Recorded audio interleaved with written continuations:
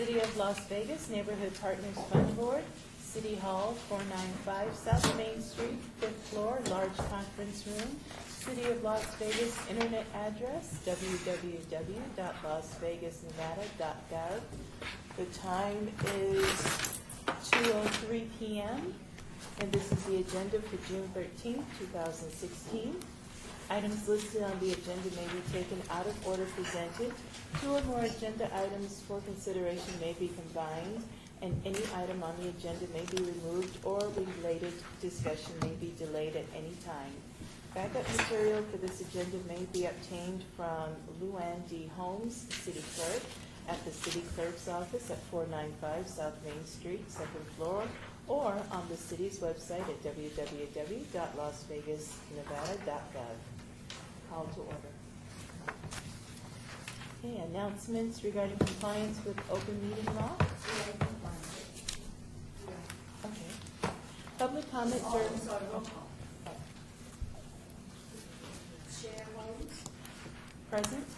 Vice Chair Bora Savage. Yes. Here. Member Christensen. Member Kirk. Present. Member Steelbrand. Present. Member Toussaint. Present. Member Mitchell. Present. Member Fitzwater. Here, Present. Who's that? There. Here. There. Everywhere. Present. Member Guerrero. Here. Member Powell. Here. Member Kramer. Present. Member Peterson. Here. Thank you. We have a quorum. Public comment during this portion of the agenda must be limited to matters on the agenda for action. If you wish to be heard, give your name for the record. The amount of discussion, as well as the amount of time any single speaker is allowed, may be limited.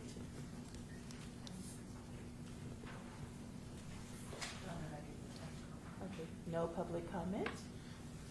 Number 4, report on Neighborhood Partners Fund Board grant program applications submitted by the Avana Homeowners Association, Aventura Homeowners Association, Durango Estates, Desert Shores, Mariposa Community Association, Rancho Park Apartments, Scotch 80 Neighbors Incorporated, Smoke Ranch Villas, Stupak Neighborhood Success, Tuscany Hills Homeowners Association, West Hunt Ridge Neighborhood Association, and Whisper Creek.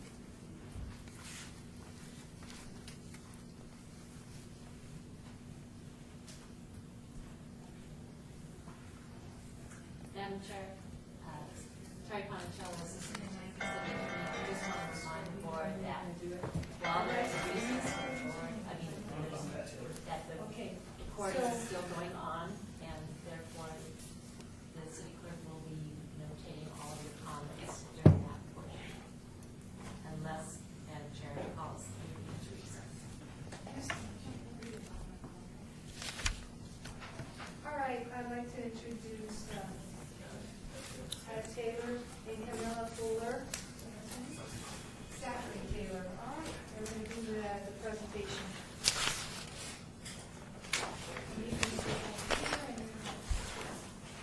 Good afternoon, everybody. Thanks for having us. Good afternoon. For the record, could you please state your name? My name is Pat Taylor. I'm the treasurer of the Aviana HOA, and this is Tammy Fuller. Tammy Fuller, President. Okay. Your presentation should be no more than 6 minutes, Okay. and you will have 4 minutes of questions from the board. Okay, we've got a handout coming around, just so if it will help. Pictures will help you really glean the issue we're dealing with, and it'll probably help focus your questions, etc. when we get there. And I'll quickly run through those slides really quick, so we'll have that time. So if you want to follow along through the presentation, we'll do that. So slide number 2. We're a small community. We have 57 family homes there. We just celebrated 20 years in the community. And with that, we had a picnic. And we had about approximately, I would say, 100, 150 people there with their kids. We had a blow-up thing. So we're pretty tight-knit. We've been around for 20 years. Kind of nice. We got some pictures there. We've never received an NPF grant in the past, and we've never applied for one as well. Where we are on the map is we're kind of northwest Las Vegas. We're up there on north of Craig Road, just on Lone Mountain. And you can see we're bracketed by Durango and 95. All right? The next picture is really our project, how we kind of lay this out. And this is basically looking north, so below you where you sit, you'd be on Craig Road, so we're looking north. But that's Lone Mountain Road, and that entrance is our only primary entrance right there in the center, okay? We have emergency exit kind of things, but those are gated, so this is really our primary entrance. The ditch runs from the left to the right, and the water, when it flows downhill. So you'll see in another couple pictures where we have some extreme areas of water capacity, overcapacity. All right? There's our front entrance to the left. This would be looking north, or east, I should say. We've had about 20 years of erosion from rocks and sediment that have plugged this culvert here for any of the flooding water that runs down the road. Because the county hasn't put in a storm drain out on Lone Mountain yet.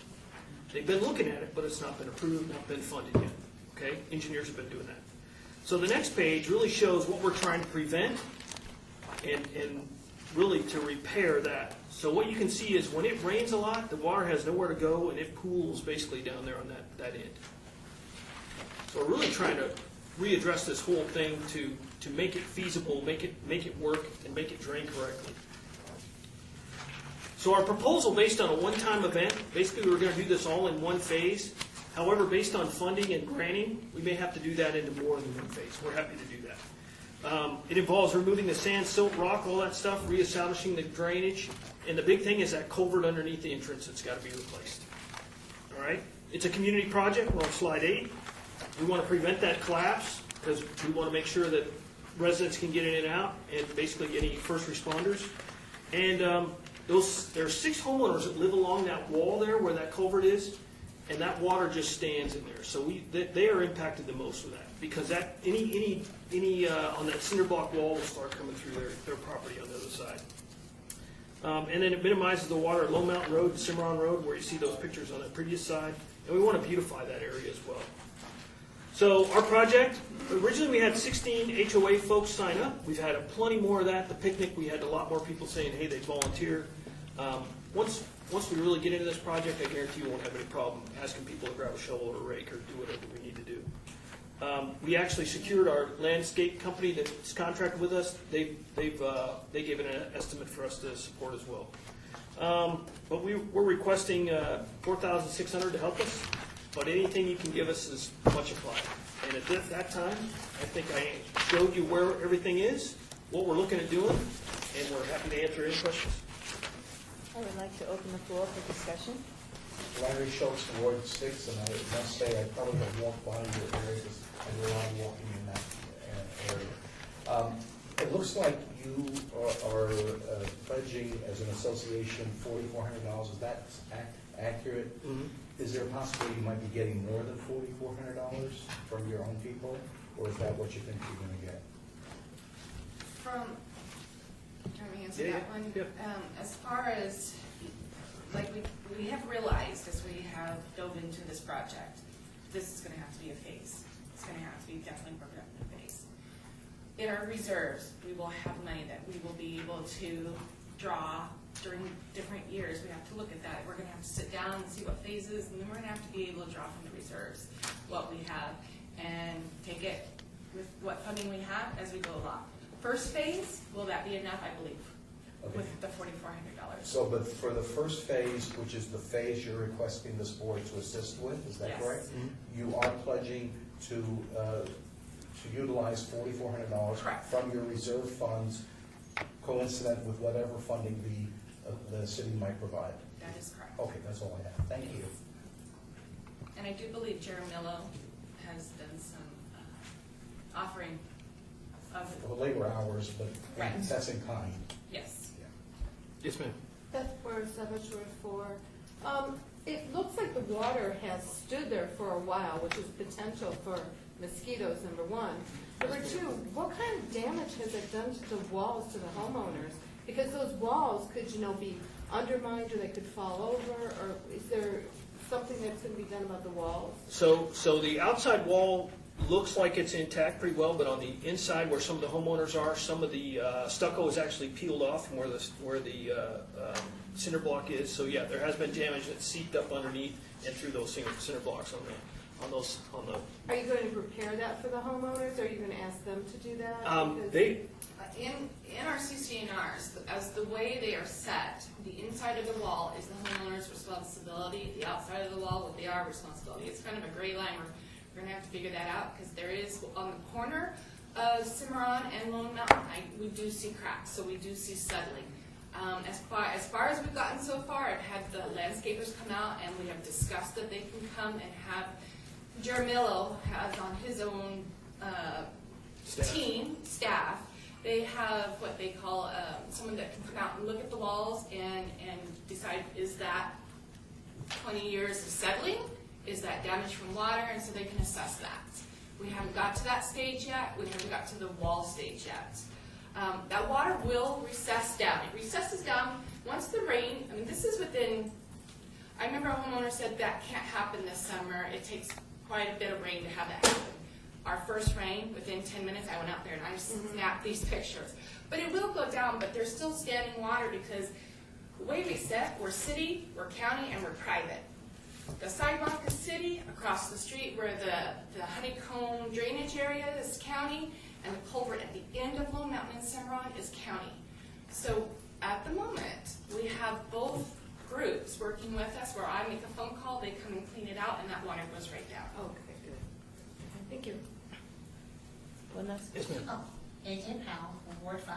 I was going to ask the same question regarding it, because I just driven through there and noticed that the walls, like you can see the caliche from the water. So my question was more about soil contamination, because usually you don't get that until soil is wet and it's pressing up against the wall, and then the water kind of seeps through and you start getting caliche on it. What kind of, do you have any remedies for that from the contractors, anybody? Because it just seems like where the height of the houses and where the land is, that's almost like where the level of the caliche that you can see coming down. Yeah. And now I that would stuff is actually- showing what. I would actually have to say, if you were to go around the entire community, you would see this caliche. Okay. And not the entire, you would know, not the entire community has been affected by the flooding here.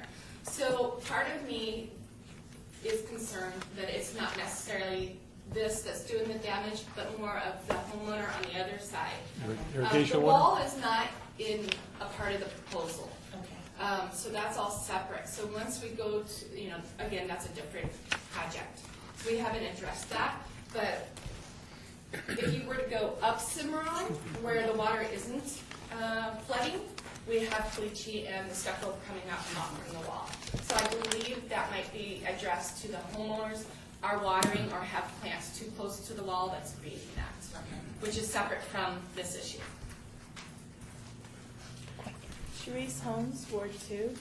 This is a question that we're asking all of the applicants. If the board cannot fund even the minimum amount, would you be able to go forward with your project? No, go ahead. No, okay. Yes, we have to address the culvert. And so when we say that, if you are on page 6, this is the west side of the street. So even if we call this phase 1, it is backed up and filled out about 18 inches or so, and it goes underneath the street. Jaramillo, because it was so hard for him to look, he hasn't even had a chance to go look to see how far that goes in.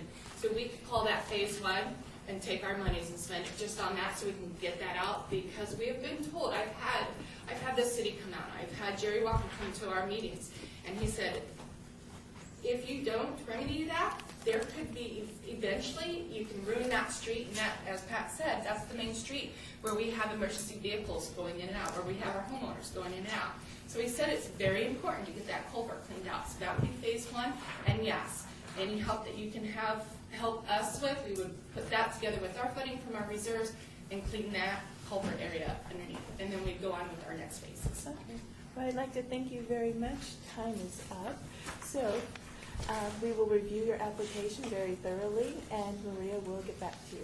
Thank you. Thank you for your time, everybody. Thank you for coming in. Thank you. All right. Do we have interns in the back? Yeah. Awesome. You guys have a good summer.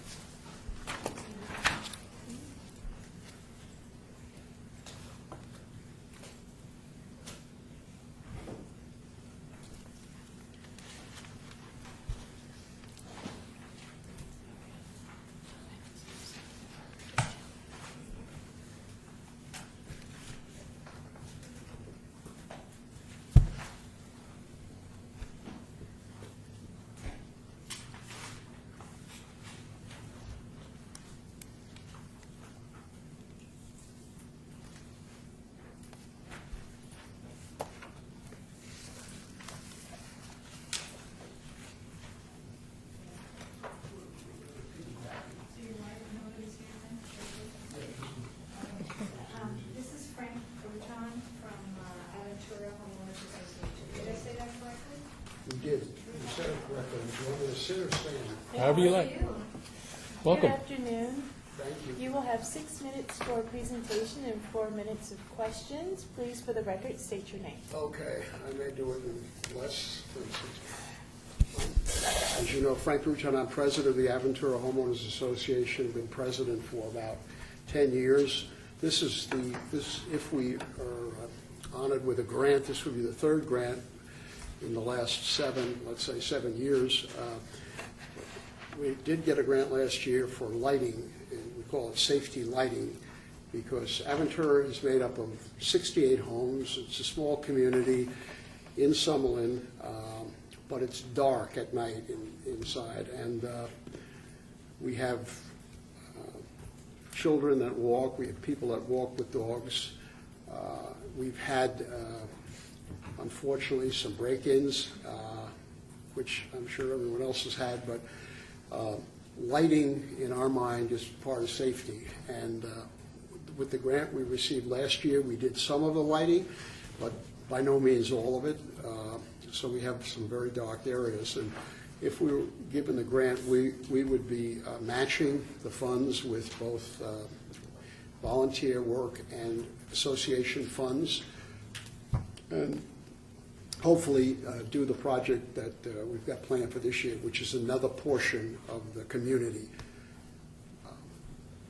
That's essentially our story. I can get more in detail about the type of lighting. We're going to do LED lighting, so it's really bright. We're going to position it so we actually maximize the amount of area that's lighted at night. And in addition to the safety aspects, aesthetically, it's going to make the community look better too. But the primary concern of the homeowners in Aventura is it's dark at night. People like to walk their dog, like to take their children out for a walk in the community. And even though we have and enforce vigorously a 15-mile-an-hour speed limit, sometimes cars move too fast. Sometimes you could be on a person if there's not much lighting too quickly, and someone could get hurt. So I think it's a good objective and something we ought to be doing in Aventura, and hopefully we'll be able to get some funding from the city to help us with that. Or the grant, Neighborhood Partners Fund. Okay, I would like to open the floor for discussion.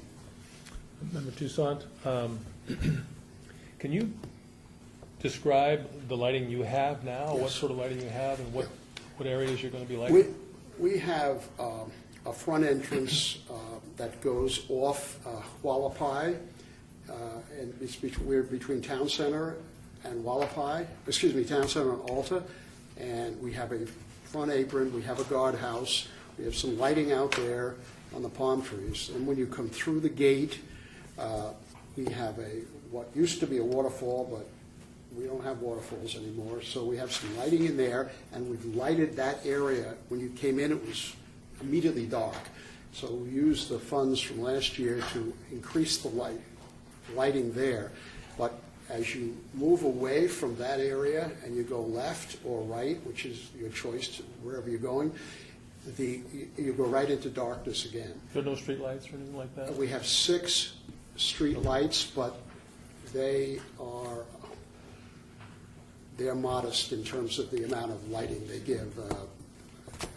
These were put in by the builder. Street lights, after the builder left, it's not a practical answer. They're too expensive. They don't give you much lighting, and no one wants a street light in their front lawn. So, what's there is there. But so the theory would be that we've got the front as you come through the gate. Now we're going to go to both sides. So now it's lighted. And there are other areas deeper into the community. It's not a long way from the gate to the cul-de-sac, which is the end of the community. But we're going to keep doing lighting for a couple more years. We can't do it all at once. It's not feasible and economically. So if they're not going to be on the street light poles, where are you put these? These will be ground lighting that shine up. So essentially, and we have walls, so it came off the wall, and now you do get a nice lighting. And the LED piece of it makes a huge difference. This is in common areas?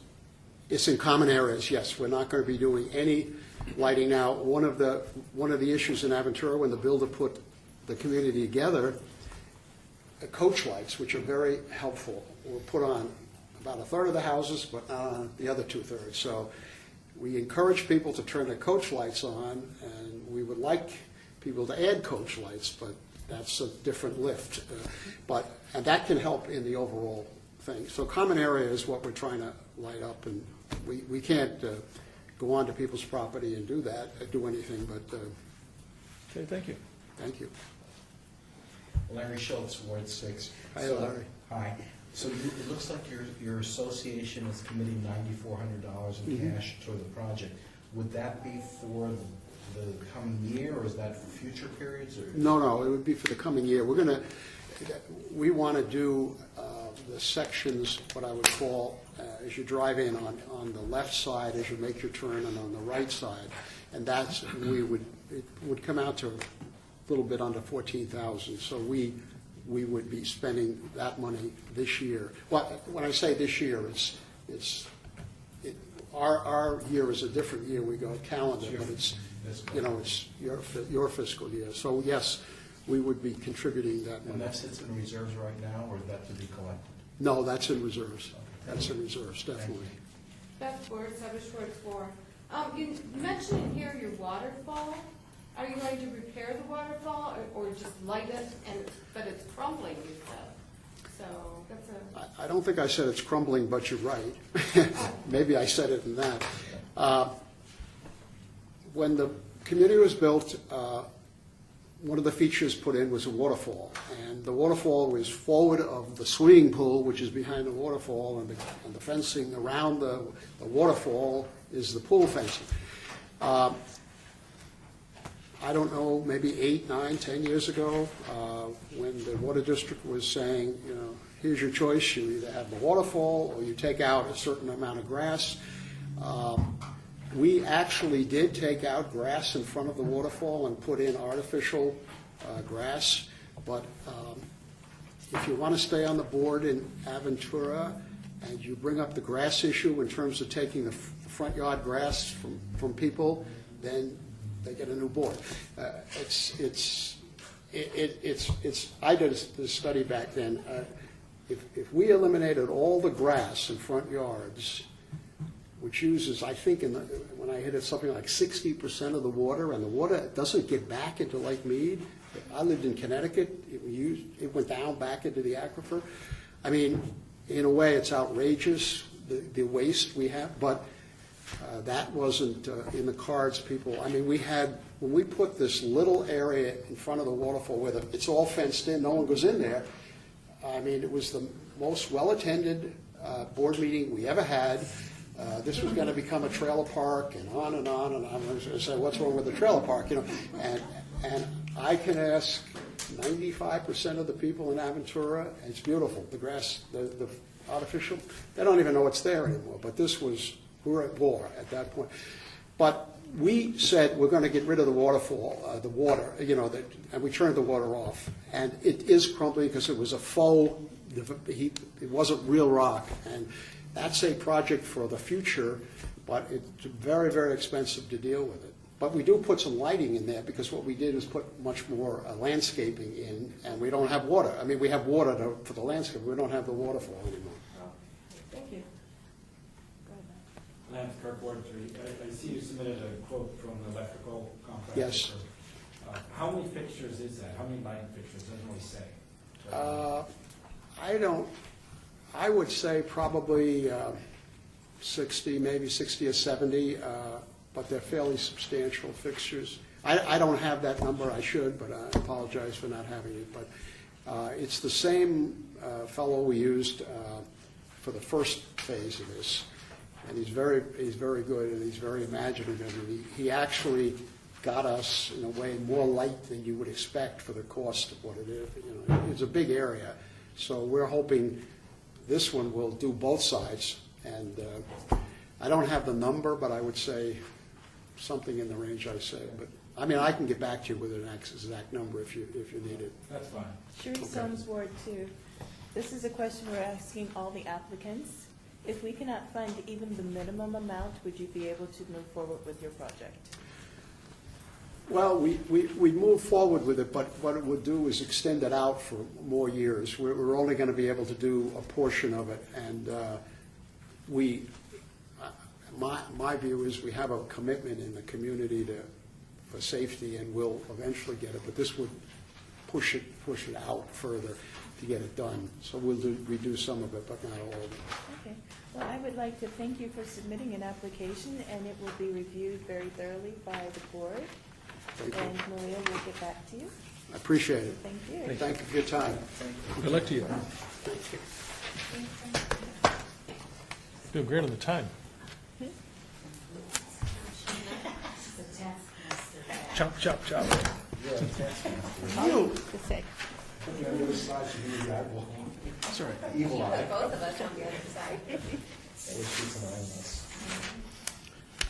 His answers are longer than the questions.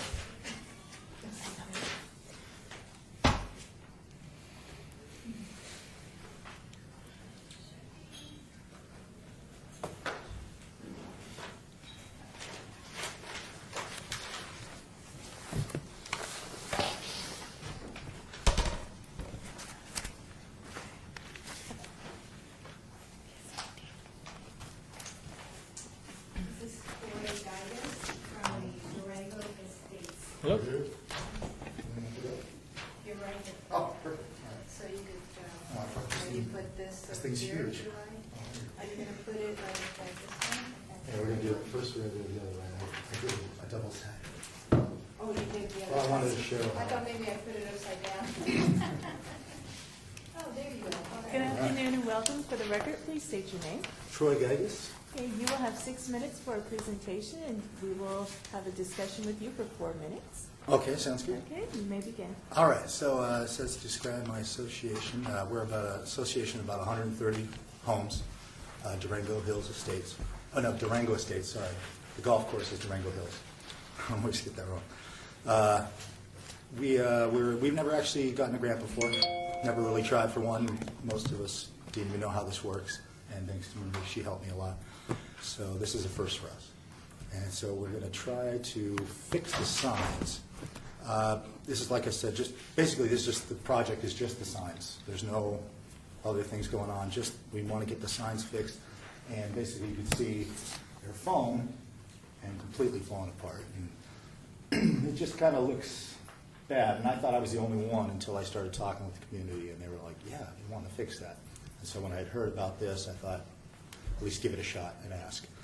And then I found her, and now I'm here with you guys. So as nervous as I am, I'm excited that you guys have this type of grant available. So the project itself, obviously, we want to fix this sign. Now here's the thing, I don't know, I'm going to raise it up, I guess. For some reason, the entire neighborhood was Durango Estates, and then I guess it was Coffin and Brill bought out the whole area while it was being built. And so the ending thing they decided to do was change the name to Parade, but they left Durango Estates on one side and Parade on the other. I wondered about that. And I was like, what are we doing here? So a lot of people are like confused by it, so it really throws everybody off. And it's just two entrances in the entire whole place. And so one's Parade and one's Durango. So when I say, come in, it's called Durango Estates, they're like, I don't see it. I'm like, oh, Parade. So here's what we were thinking about doing, and if it's possible, we were going to just chip this away and put a sign here, and this obviously remove, and put the same type of sign there, both Durango Estates. And the actual name in the city, I believe, is Durango Estates, as far as the way it's logged. So that would be right. And the neighborhood seems to love it. They're excited about it. So if that's possible, that's what we want to do. And so this is kind of what it'll look like. The guy that Signorama said, basically same idea. It'll pop out a little bit. This is pretty much Photoshop City. And both sides will look like that. So we need a stucco guy that'll chip the tile, and a stucco guy, the same guy will do the stucco. And I'm going to do the painting, and we're going to do all the different trimming and rocks and things just to make the front and entrance look really nice. And then then the sign guy will come in and do both sides. And so that's that part. So let's see. Yeah, and you ask about the impact, I think the pride factor. You drive in, you look at it, you think, wow, go back to this one. Run down, what's going on here. It's kind of like just, I think most of the people that live in the community are also going to go, oh man, that's way better. Maybe it transfers into the homes. As it is right now, everybody's talking in the neighborhood about it, so it's nice we've all come together. And so it has brought a sense of pride to the community so far already. So it would be great to get this done. We've got about 10 or 12 neighbors at least right now that want to help do everything, the rocks, trimming. Like I said, I'm doing the painting, and I got other people helping out. So we got a good group already, more than I thought would happen. So that's kind of exciting. Let's see.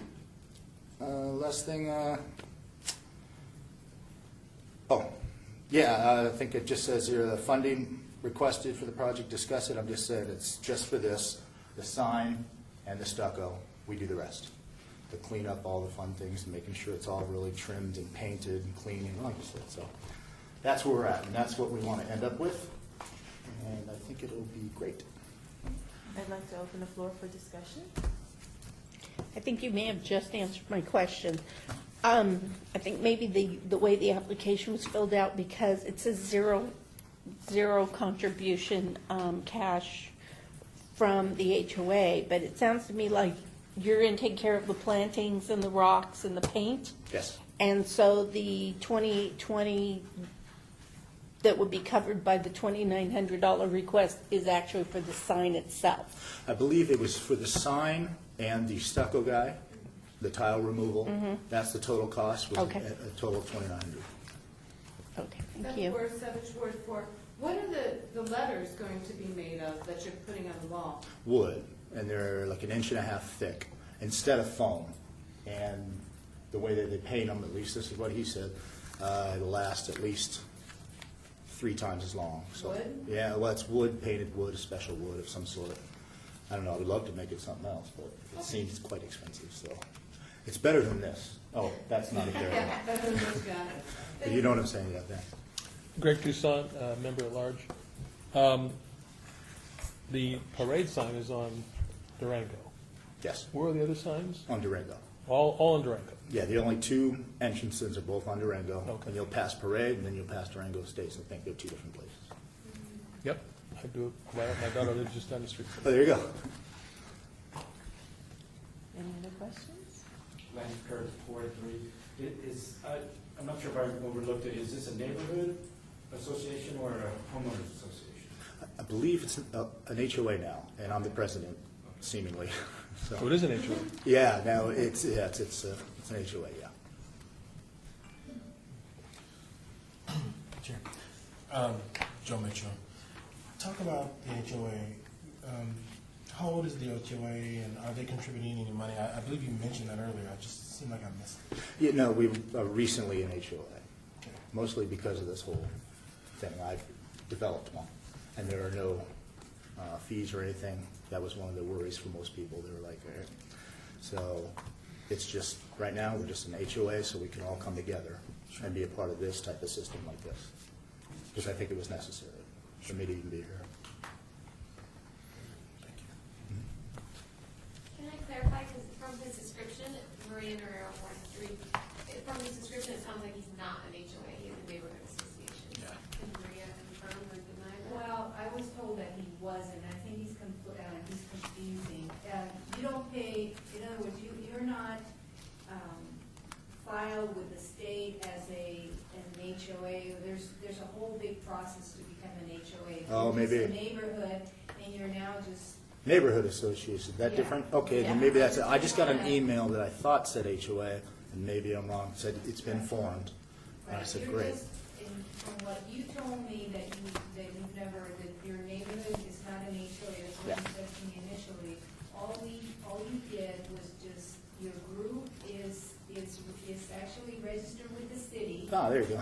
And that's all we did so that we can send you information, and talk to you about what's happening and if any kind of planning, public works, any change that affect your homes or any information. But in terms of, he's a neighborhood, they're just neighborhood associations. They don't take fees, they don't have Yeah. their funds, everything they're doing is. That's all right. And so we should be called a neighborhood association. Sounds good. Yes. All right. Member Toussaint, one other question. Yeah.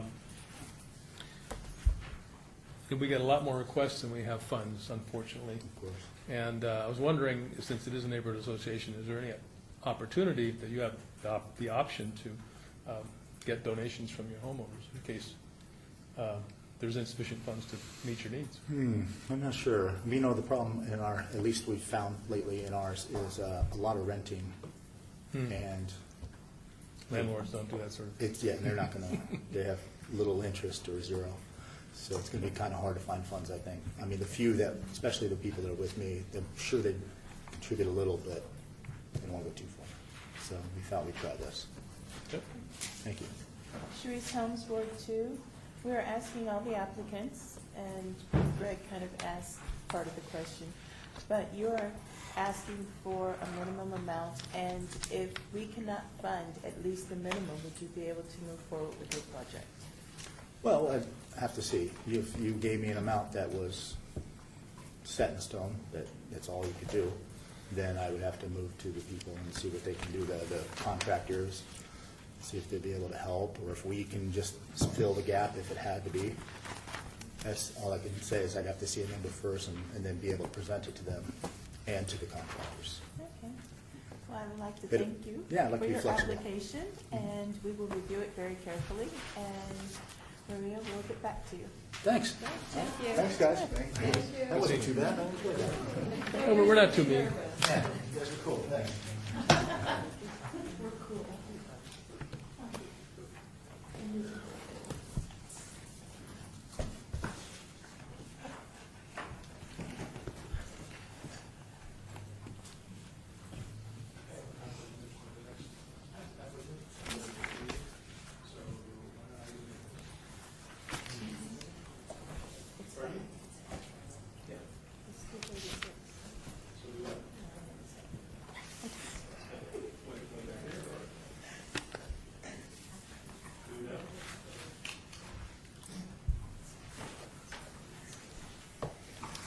Madam Chair, Greg Toussaint for the record. The next applicant is Desert Shores. I live in the community.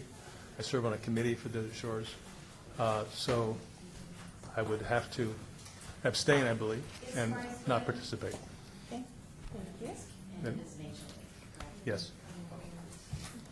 It's my pleasure to introduce Gail Quayle and Ann Copeland. Did I say it correctly? It's good. Right, and they're from Desert Shore. Madam Chair, for the record, Beth Forrest Savage, Ward 4, I'm on the board for Desert Shore, therefore I will be abstaining. For the record, could you please state your names? Gail Quayle. Ann Copeland. Okay, you will have 6 minutes for your presentation and 4 minutes of questions from the board. So whenever you're ready, please begin. Good afternoon. I'm Gail Quayle. I serve as the Vice President for the Desert Shores HOA, and we're very thankful for the opportunity to be here today and to present, to participate in the NPF program. Desert Shores is located in Northwest Las Vegas, over 682 acres, 3,351 units, master plan community developed in 1988, and 4 man-made lakes, beach lagoon-style swimming pool, picnic park with volleyball, basketball, and playground, paddle boats and kayaks we have available for our residents, fishing, biking, and walking paths, and clubhouse for private and community entertainment. Our community is extremely active. Residents can be seen enjoying the common areas, fishing, boating, walking, and biking throughout the day and evenings. The association is very focused on enhancing the opportunities for the residents to become involved in the community through events, amenities, and volunteer opportunities. We're happy to that we have been able to increase our volunteer force by 62% over the last 2 years. And we acknowledge that while patrol, lighting, cameras, and other devices are important to provide a safe environment, nothing can replace the human factor of being aware and watching out for one another. The more events, amenities, and volunteer opportunities that we can provide and encourage, the better our success rate is at creating the optimal community of neighbors participating and enjoying their neighborhood. When our residents become involved in programs within our community, we believe that it affects the larger community of Las Vegas too. Many of our residents are also involved in programs outside of Desert Shores, helping strengthen our community beyond Desert Shores. We believe people make the difference. Desert Shores has received an NPF grant in prior years, and we're very appreciative of that. This year, our project consists of 3 separate community events: the Fishing Derby, National Night Out, and the Veterans Day Pancake Breakfast. These are all annual events that we hold in our community to foster neighbors getting out and meeting other residents while enjoying our unique common area amenities and building a strong community. The first event is our Fishing Derby, which is scheduled for September 10th. This event is open to all Desert Shores residents between the ages of 5 and 12, and the normal attendance is between 25 and 50 children. 14-plus volunteers provide over 32 hours of service. We're very fortunate to have NDOW, Nevada Department of Wildlife volunteers participate in this event, teaching the children how to bait a hook, how to safely remove the hooks from the fish, which supports our catch and release program at Desert Shores, general fish information, and a lot of patience on their part. This event is educational, social, and fun. The children learn why it is important to respect nature and treat our environment and living creatures with respect. Parents are able to meet other parents, and the children meet new friends living in their community. We're also developing future volunteers and participants in building a strong community. The second is National Night Out, which is scheduled for October 4th. This event is open to all Desert Shores residents.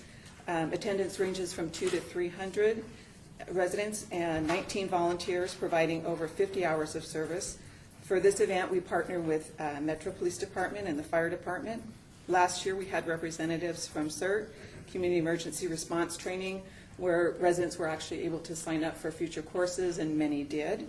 Metro Search and Rescue, Fire Department Station 42, Metro Volunteers, County Recorder, Nevada State Contractors Board, Boy Scout Troop 250, and others.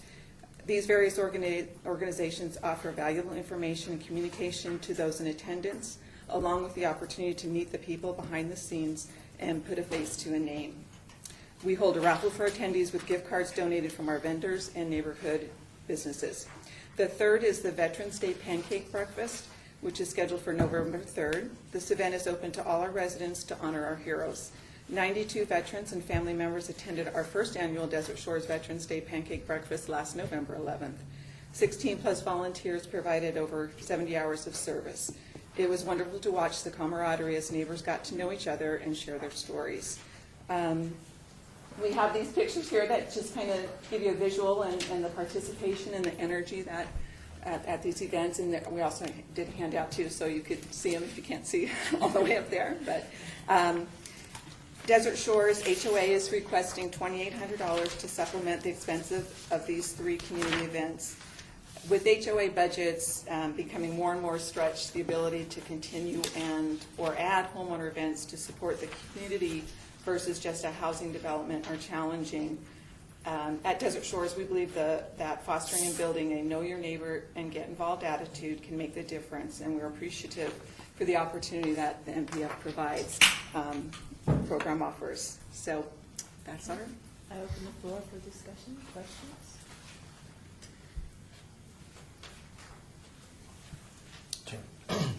Thank you, Member Joe Mitchell. So I think it's a beautiful community, probably one of the most beautiful in the valley, no question about it. Yeah, I think the HOA there does a wonderful job because people like me that don't live in Desert Shores come and enjoy the lake and the wildlife and all the other things that are there. Yeah. I only hope that I'm adding to the value. So to that point, you mentioned the National Night Out, kind of a big deal across the nation.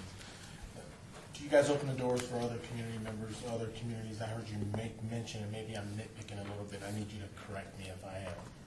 I heard you said it was just for the residents of Desert Shores. Did I hear you correctly?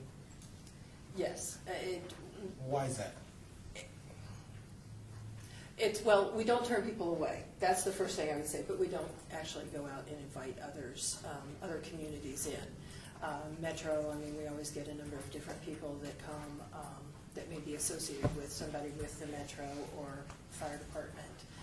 But it's just been to kind of build the Desert Shores community in the past has been the main focus. Sure. No, I see that, absolutely. And how much, I didn't look at the backup notes, but how much is the HOA contributing monetarily wise, if anything at all, to these three events? Yes. Most of it, if not all of it, if there's not a grant, like Gail said, it helps us. Our budget is tight. We try to do right by our homeowners, and from both sides, from providing events for them to attend or get to know their neighbors, as well as using the money wisely for whatever events or whatever projects that we have throughout the community. Sure. So how much is that? We request, the Irish Shucks Ward 4, I'm sorry. Well, 520 is the actual donation. We will make up whatever we don't get above and beyond that, as needed. Thank you. My question is there, sorry, Maria Jose Romero, Ward 3. Is there opportunities at the events, like the fishing derby, for the HOA to make money off of these events so that they could be sustaining throughout the years, like a $3 entry, and why have you guys decided not to do something like that? It's strictly been just a service or an opportunity for our residents. Do you think your residents could afford like a $3 fee or something like that? I'm just curious. We have had discussions in the past on different things on that nature. At this time, the goal of the board and is to provide some of these events for the residents. Just come and just to, and it really, I mean, there's a lot of different goals. The number one thing is to support and promote that community, and that we're all part of it. So right now, no, but could be something for the future. It's always, yeah. Sharice Holmes, Ward 2. You're asking for a specific amount, and there's also a minimum. If we're unable to fund even the minimum, would you still be able to go forward with these 3 projects?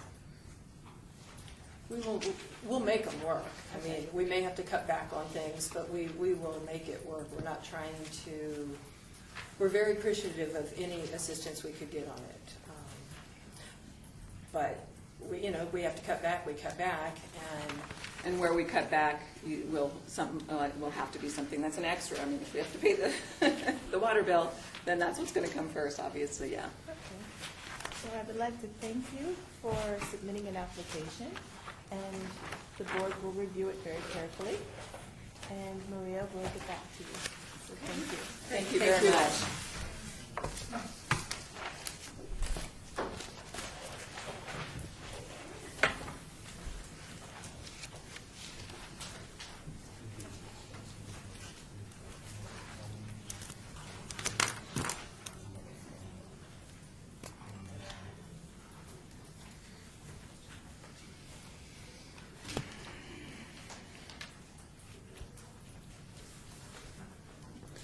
$250, right on time. Well done, Matt. Sharice is doing good. Right on $250, right on time. Good job. Thank you. It's a taskmaster. That's the new title, not chair, taskmaster. I'd like to introduce Samuel Galarza, and he's with Mariposa Community Association. Welcome. Good afternoon. You can sit or you can stand, make your presentation. For the record, please state your name. Sam Galarza. Okay. You will have 6 minutes for a presentation and 4 minutes of questions from the board. Okay. Okay, you may begin. My community, or the community of Mariposa, is located at Rainbow and Gowan. I'm board director and president of the board. And just in the last couple of years, we've been really going through our community and upgrading it and stuff like that. First is safety. And one of the things was the sign. that we applying for replacing the signs, the street signs. When they're originally placed, they replaced it, the metal straight into the ground, and now once in a great while, you see one in the street. Hopefully, we've been really lucky that it hasn't hit a car or a person. So that's our really main concern is the safety. We've done a lot of things to enhance our property with safety. And along with the safety, it comes the enhancement of beauty. We've taken out trees and stuff like that that have limbs have been broken and stuff like that, so we're kind of in the process of that. So, is my 6 minutes up? No. So that's my project for the signs. Now we have volunteers. We're really engaged. Finally, we're engaged. We have a lot of people in the community that they're senior citizen. I can't really ask too much of them, but the other people that are capable, they're really stepping up to the plate, and we're going to have kind of refreshments and stuff like that, trying to get them engaged, when we start this project. And so I'm seeing more and more people coming into the board meeting. Before, we used to have like 3, 4, 5 people because there was nothing really exciting. But when we start advertising, this is what we're going to do, this is what we're doing, now we're getting a little bit more people interested. And I just told them, it's just not for me. You guys are invested in here, So that's where we stand. Okay. I would like to open the floor for discussion. Hi, Larry Schultz, Ward 4, Ward 6. You're in Ward 4. Okay. It looks like from your submitted documents that your association is pledging $12,650. Is that correct? That is correct, sir. And is all of that funding currently sitting in reserves for use during the current year, or is that planned for future years? No, we have it in the reserves. And is it planned for use during the current fiscal year? Yes, sir. Okay, thank you so much. Other questions? Greg Toussaint, member at large. You mentioned in there volunteer hours for something called manuals. What was that? The manual is to organize it and open the boxes of let's say the signs. Yeah, the signs are. Well, manual labor. Yeah. Oh, okay. I thought there was some manual or something. No, manual labor. Okay, thank you. Yes. Can you explain again the state that the sign is, the one that you are concerned is going to fall on someone? Where is it located? How big is it? These are located through the whole community. We have. What kind of signs are they? They're street signs, both directions. We've got one. Naming signs. Right, naming Okay. signs, and also too, one of the things I noticed that the stop signs, there's some like this big, and we only have 10 miles an hour. That is pretty large. And it looks like at one time they were pretty high, and now a kid can hit himself. So we're really in dire straits to replace all that, make them even, make them a certain size, what 10 miles an hour allows. And so also speed signs, street signs, I believe we have something like 56 street signs in both directions. And matter of fact, why also too, this community is 21 years old, and the signs are already breaking off and also deteriorating. And so we have welded them numerous times, but when the wind comes, there's the sign. So, yes, ma'am. That's Ward 4. So your request, you said that it's going to cost $13,915, and you have $12,500 in reserves. So there's a difference of $1,400 that you're actually requesting from us, Right. I think. So you're going to replace all of your stop signs, all of your street signs? Is that every single one of them? Every one this of them. year? Yeah, Okay. every one of them. And we do have the funds. Okay, good. Thanks, Chair. Have you checked with our Public Works Department about replacing the signs yet? No, sir. Okay. Just in the interest of good order, I would suggest Public Works actually monitor street signs and name signs, and they actually have some control over, what's regulated in terms of height and things like that. So that would be a first step. Right. And under the capital improvement, there might be some additional funds under the CIP fund to assist or augment what you're doing. So that's just a suggestion. And it's a very important suggestion as well, because they Now, have some effect on my it. question is, this community is gated, so I'm not sure. Oh, I'm sorry. Okay, so I'm not sure, so I think it doesn't fall into Yeah, no, it, but. you're right. But as far as the specification for 10 miles an hour at a certain distance, the signs have to be, I don't think they regulated that. Nope, yep. So. It still would be good to take a gander at it anyway, but I think you're absolutely right. Yeah, in that yeah. respect. But I'm glad you mentioned that, and I said, wait a minute, we have an avenue here, let me try that avenue now, but I'm a gated community. Larry Schultz, Ward 6. So, following up on the prior question, are your streets private streets or are they public streets? They're private streets, but they're street dedicated. I mean, Well, does the city have control of your streets? No, sir. Okay. We maintain everything. Okay. There is a fine detail where you're getting at is the right of way, which is the sidewalks. Even though they're gated, we still may have, because we do the infrastructure that runs under there. I don't know how much to wade into too much detail, how much control in terms of the height of the signs that might fall under the city. But I still think that is an important consideration for everybody to think about, because we don't want to, I think it's good for you to look into before you spend your money. And I think you could also ask staff to look at that as well. Absolutely. Because certainly, if that's something that would come from a city budget, we wouldn't want to use precious funding. That's there. correct. And I think that's a good point. That's exactly right. Yeah, I never thought of that avenue, but it's something really I will check into it. I will ask our management company to investigate. But yeah, we maintain the whole community.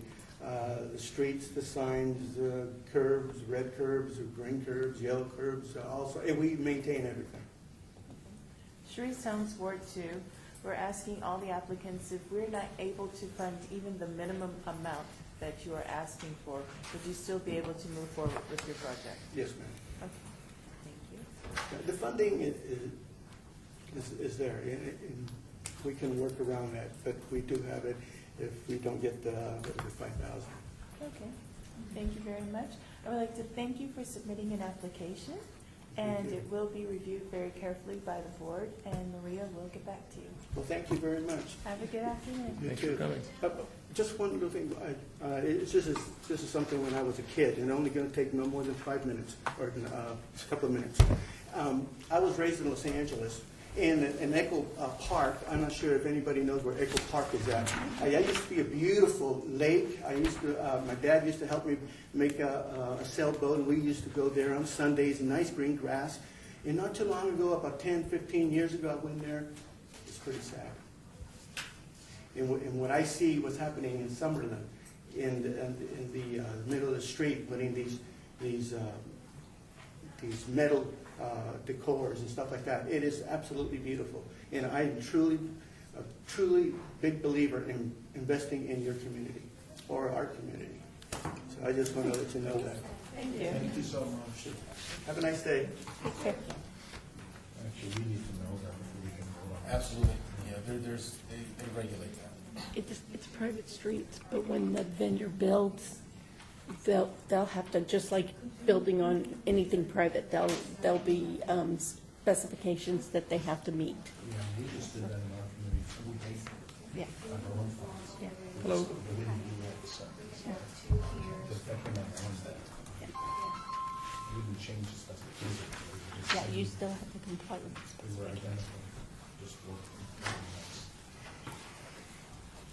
So, this particular project is for Rancho Park Apartments, and Gayla Boyd is here, and she's going to introduce her guests.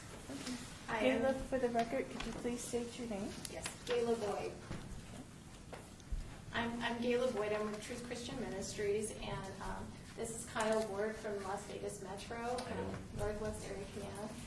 Thomas Dole and Doris Dole, they're Rancho Park residents and part of the board, and Ray Turner, who's part of my team.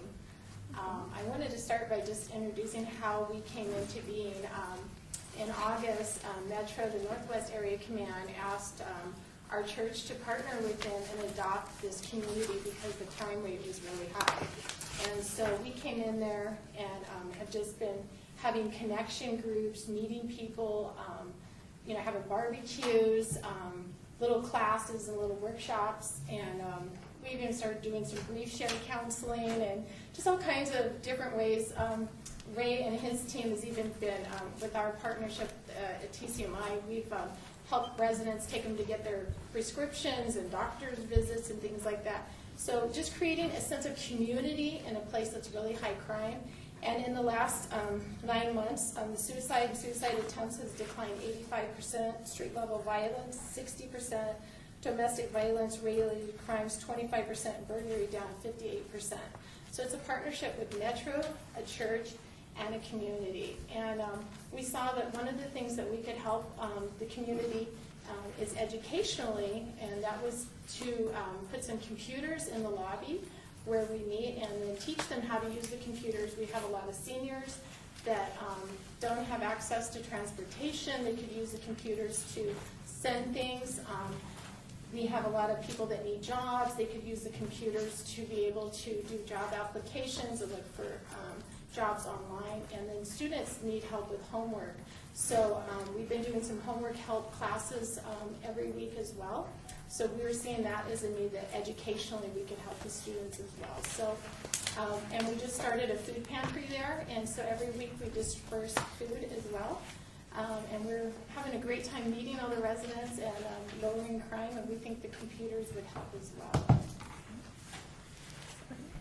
I would like to open the floor to any questions or discussion. What are you going to do about security? Because it is kind of a crime-ridden place. How are you going to secure those computers when the office is closed? The computers will not be available when the office is closed. The office hours, it would be inside there, and they are mounted to the wall. And the manager is in that same, it's like one big room, and the manager is in that room as well. And there are going to be safeguards on the computers to keep people off bad sites, keep kids off bad sites, and we're going to have login codes that they would have to get that from the manager as well. And we're also going to do computer training, and that's how we were going to do the matching with the volunteer hours, is teach people how to use the computers. So follow-up, my question is, has anybody broken into the office, like broken the door, windows, to get in there? My concern is, are the computers going to be stolen? She has computers in there as well that she uses, and the building is alarmed as well. Okay. All right. Member Toussaint? The application doesn't, at least the part that I didn't see it, an explanation of exactly what equipment was going to be purchased, number one. And number two, is there a Wi-Fi or an internet connection available? Yes, there is Wi-Fi and internet connection in there, and then we have a professional company that does all the TI, and they will install them, purchase the computers, hook them all up, make sure they're secure, so it's not something. So how many computers? It asked for the maximum and the minimum, so $4,700 would do 4, and $3,600 would be do 3, okay. And that would include the fax capability, also a couple of reams, boxes of paper, so that people could use those, and some ink as well, so the kids could print out for their homework and things like that. So. Awesome. Thank you. All right, thank you. Outstanding job. Whatever you're doing, I think you're doing a great job. I think you're with Northwest Area Command. Did I hear you say that? Northwest Area Command. Great Chief job. of Fletcher's over there. I think I met you before. Maybe I haven't. But I've been to your meetings over there at the Command Center on Cheyenne. I think you're doing a really good job here, drilling down deep, and reaching the children so they'll have an opportunity to work on the computers, have a place where they can focus on other things. And I think this is also a good model where the church is immersing itself in the community to become a partnership, if you will, in the community. So I think that's good. I just have a question for you. Talk more about the food pantry and what was was the vision behind the food pantry? Maybe it was your vision, you're smiling, just to talk about that, and how effective is that helping? We're a partner, TCMI is a partner with Three Square Food Bank, which probably everybody knows. We've been 4 years now with them, and so last year we served 75,000 people out of our facility. We're located on Rancho and Rainbow. And so through that partnership, Metro has come over and, served in our pantry just to, do good things and get it on the news. So that they're doing good things all the time, but that's not always what's shown. So they saw that and they said, maybe you guys could help this community. So almost through the Three Square Food Bank was kind of like making another arm to bring food into a community. People were literally breaking in each other's apartments, stealing food out, which is crazy. And so we started bringing some of our food from our pantry over and, having bread and stuff. And then this last 2 weeks ago, we actually have Three Square dropping pallets of food at the pantry.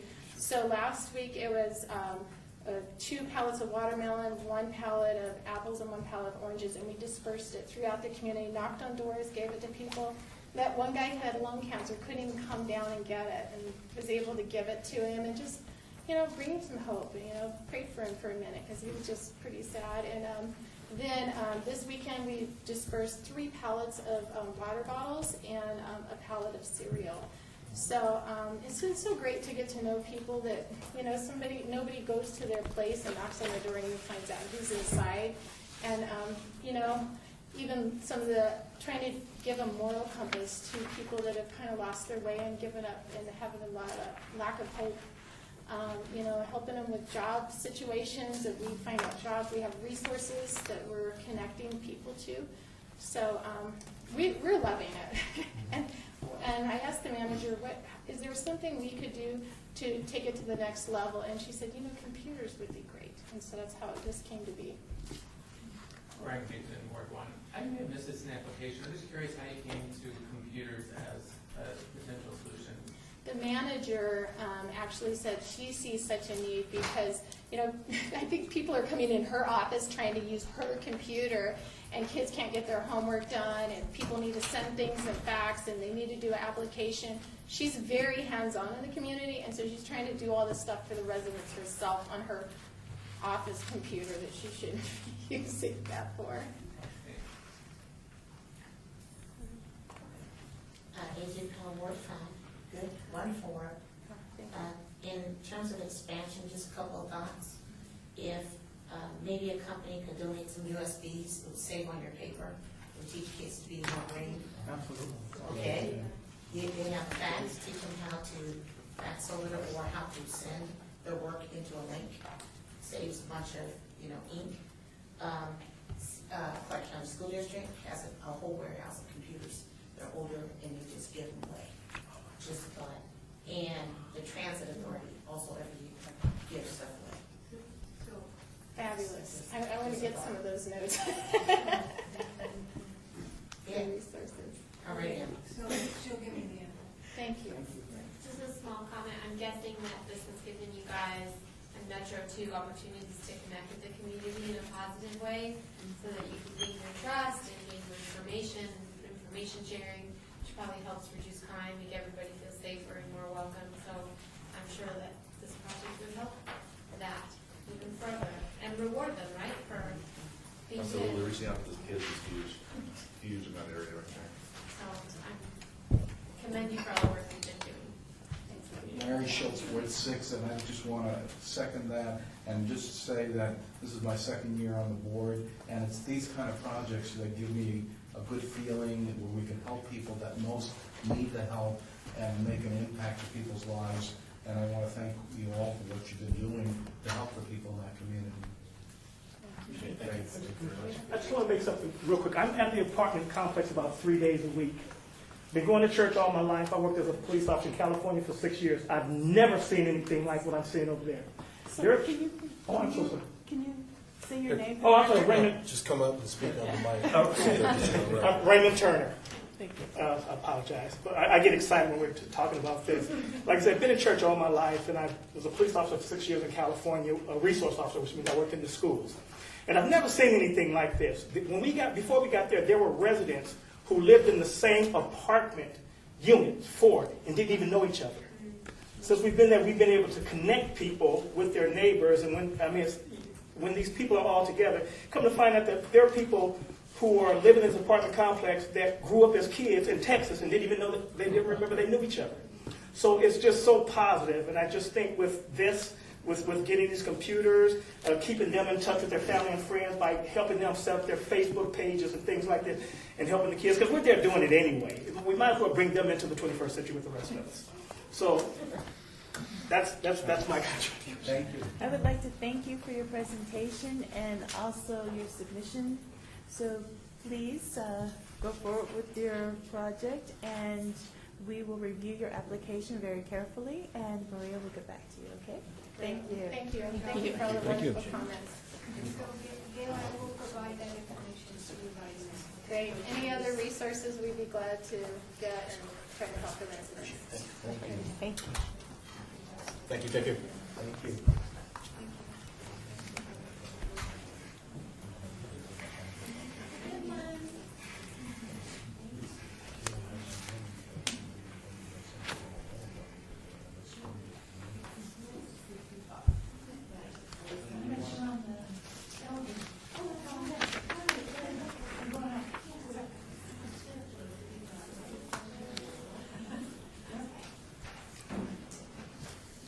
So I'd like to now introduce Stephen Grogan and Jessica Saylor. Saylor. So I had it right the first time. And it's from Scotch 80s.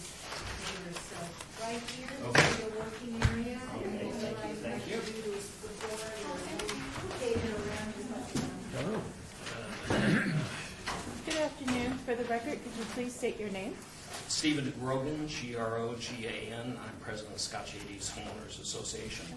And I'm Jessica Saylor, Saylor, and I am one of the committee members and the project manager for Scotch 80s. You will have 6 minutes for your presentation and 4 minutes for questions from the board. I shall speak succinctly and fast, and thank you very much for having us here today. Scotch 80s Homeowners Association has been active for 30 years.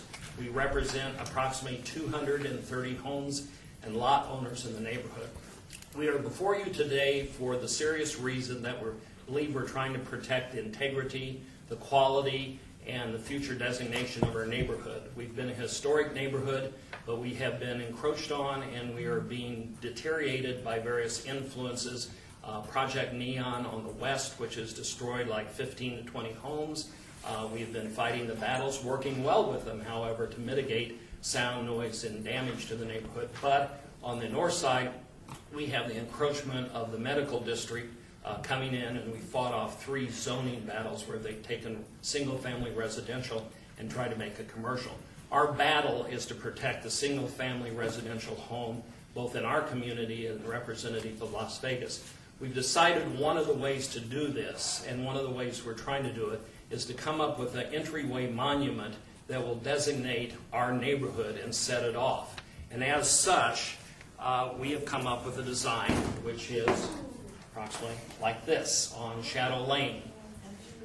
And we have worked for the last year and a half to do the pioneer work on this, and by that I mean we have gotten the support of the mayor, we have gotten the support of our councilwoman in the district, we have had the public works manager come and take a look at the project and give basic approvals, although we'll still have to do some city permitting work. And we also have raised money. We have spent money from our association to do professional engineering on the project. We've spent money to do official design work on the project. We also have gotten a grant from the Las Vegas Arts Commission for $7,000 to do an artistic design, which will enhance this a little bit further when we get to do it. The actual design of the project will be solar, so it will be solar and centered on that area. But again, our main point is, for the first time, we're trying to define our neighborhood and maintain it. With Project Neon going under construction, we will be fighting the change of traffic flows into our neighborhood. We will be trying to fight off the battle and trying to fight off the battle where people will consider using Shadow Lane and using our neighborhood as a thoroughfare to get around either the construction or post that. We have been very resolute in the last year, 2 years, fighting to protect the single-family home. This does a little bit different in our way. This is something that will bring our neighborhood together. We have volunteers that have agreed to help and work on it, and we have the support of the community to basically make this something that we'll be proud of. And it is a landmark to the city of Las Vegas that establishes once again that we are a historic neighborhood. So at this point, I will be happy to answer any questions you might have. You can see we've already done work. We've already committed funds to it. We're willing to get with your grant, and your grant's very important to us. It does a couple of things. One, it really kicks off our construction. Two, it is the kind of tease to the rest of the neighborhood to get involved more. It's kind of say, hey, we got this, but we now need the neighborhood's involvement in it. And third, it finishes the commitment that you all are making from the grants that you give out, that the neighborhood is important to you and the community, and that's what we want to stress here. So I'm open to any questions you might have. Opening the floor for discussion. Lance Kirk, Ward 3. Can you, I'm trying to understand the Save Las Vegas Arts Commission grant. Was that something that was already spent to get to this point, or would that be combined? No, that would be coming in, and that would be almost kind of a matching grant too. They will put out a RFP to get an artist to come in and do some design work and enhance the design and actually make it artistic. So it'll be an art project when it kind of finishes up. Vicki Skilbred, Ward 2. So the monument signage we're seeing will be altered to make it more artistic, or what appears to be landscaping will become some kind of statuary as opposed to? No, it's probably going to be an enhancement in this area and maybe an enhancement on here with some sort of artistic design. Again, when you deal with the artists, we never know what we get. Sure. But an interesting point of how we fight this battle to get things going is we have a landowner here who owns a medical building. Right here on the corner here, he has a water line that goes here. He's willing to actually commit to put the water line over here to do a drip system so we actually can have growing plants versus metal cactuses. So we feel like that gives, again, a flair to what our neighborhood is about. So. Larry Schultz, Ward 6. So the cash contribution that you show in your application is $6,250. Just for the record, to make sure I'm not confusing it, is that also the pledge from the Arts Commission? No, that's totally These are separate. Separate amounts? Totally separate. Okay. So you would use the grant from this body as well as the arts grant as well as your own cash? Yes. Combine it to fund this project? Yes. And also, as you know, construction projects in life is by getting your grant, I can also hold that to the community and use it for additional backup fundraising in case we have any other construction overruns, so we're guaranteed in our minds that we get this project done regardless of what the final cost is. Is there anything there currently right now that has some sort of signage? No, ugly cement. Basically, I have actually the engineer and design works of Shadow Lane. This is Shadow Lane. This is concrete here, concrete here. About 10 years ago, this was designed so that cars leaving here and leaving here would not come into the neighborhood, so they have to go out to Charleston. This has already gone through the fire department to make sure that it makes the changes that a fire truck could make the turn and make the turn here. The only major concerns when you do a monument, of course, is eventual problems with graffiti or problems with somebody getting a truck thing. We'll have insurance coverage on this in case there's any sort of damage. Yes, sir. Member Toussaint, I take it that Scotch 80s Inc. is not an HOA. So That's correct. I was wondering, how is it funded? How do you do that? We basically do it, and I find it interesting when I have to say this. We feel like we're the patriots who come to the barricades. We raise money when the cause is there. We have, for instance, the encroachment of rezoning in their neighborhood from the medical district. We suddenly raised money for that and held press conferences and was able to stop that. We had a marijuana store that wanted to go right against single-family homes. I'm trying to understand the source of funds. Volunteer contributions. From your homeowners? Yeah. We just call them up and say, hey, we need some support. Got it. Thanks, Chair. So, talk about this sign here in the long term. It's beautiful, by the way. Thank you. Is this going to be evolving into a gated community, or is it just going to be that beautiful entryway sign right there? About 15 years ago, we had to fight over gating the community, and we were unable to gate the community. Over a period of time, we have slowly gated the community just by needs and whatever's happening. We don't foresee this becoming a gated community.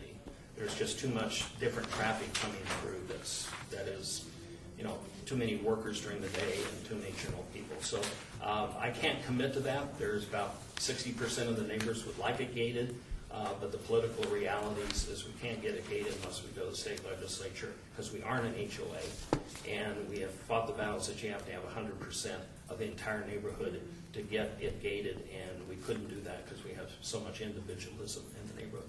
But as an example right now is with the Project Neon, we have talked them in as an example of gating Ellis off of MLK because of keeping traffic flows coming through the neighborhood. So we're down to 3 entry points into the neighborhood, but we just don't want people, when Rancho and Charleston get blocked, we don't want that traffic flow to come in.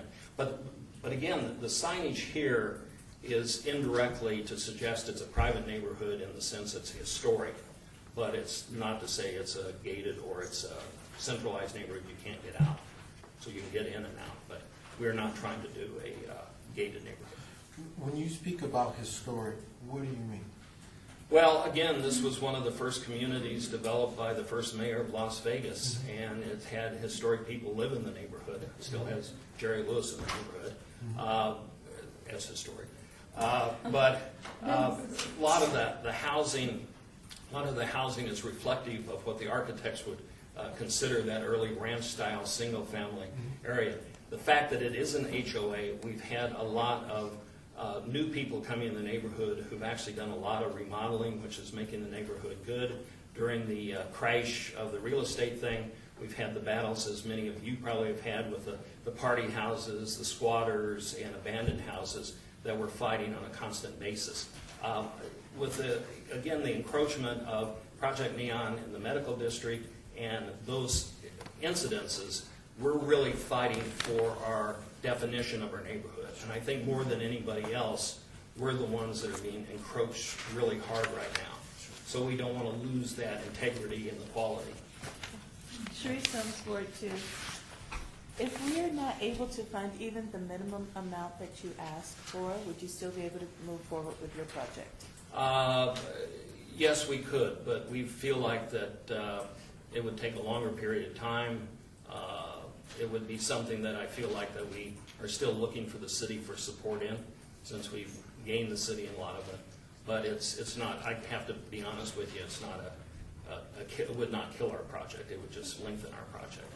But we would like to have the entire neighborhood support us. Okay. I would like to thank you for submitting an application. It will be reviewed very carefully by the board. Okay. And Maria will get back to you. Thank you very much. Thanks for your time. Appreciate it.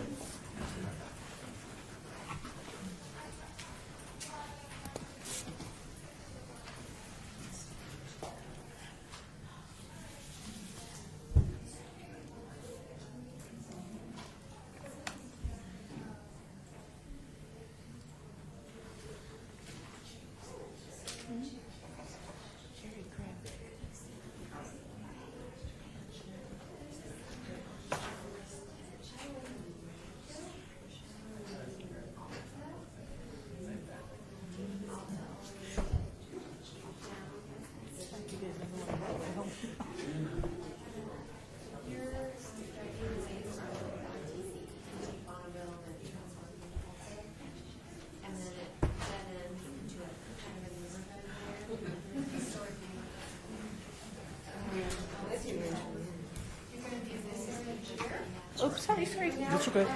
We got these great wheels, we just like, We're locking wheels. That's over there, and then Joe Tapasco. Hello. Good afternoon. Hey, how are you? You been locked in here all day? Not all You will day. have 6 minutes for a presentation and 4 minutes from the board of asking you questions. And for the record, could you please state your name? We can do it. My name is Herb Hickmore. I'm here today with Joe Tapascio. from Smoke Ranch Villas.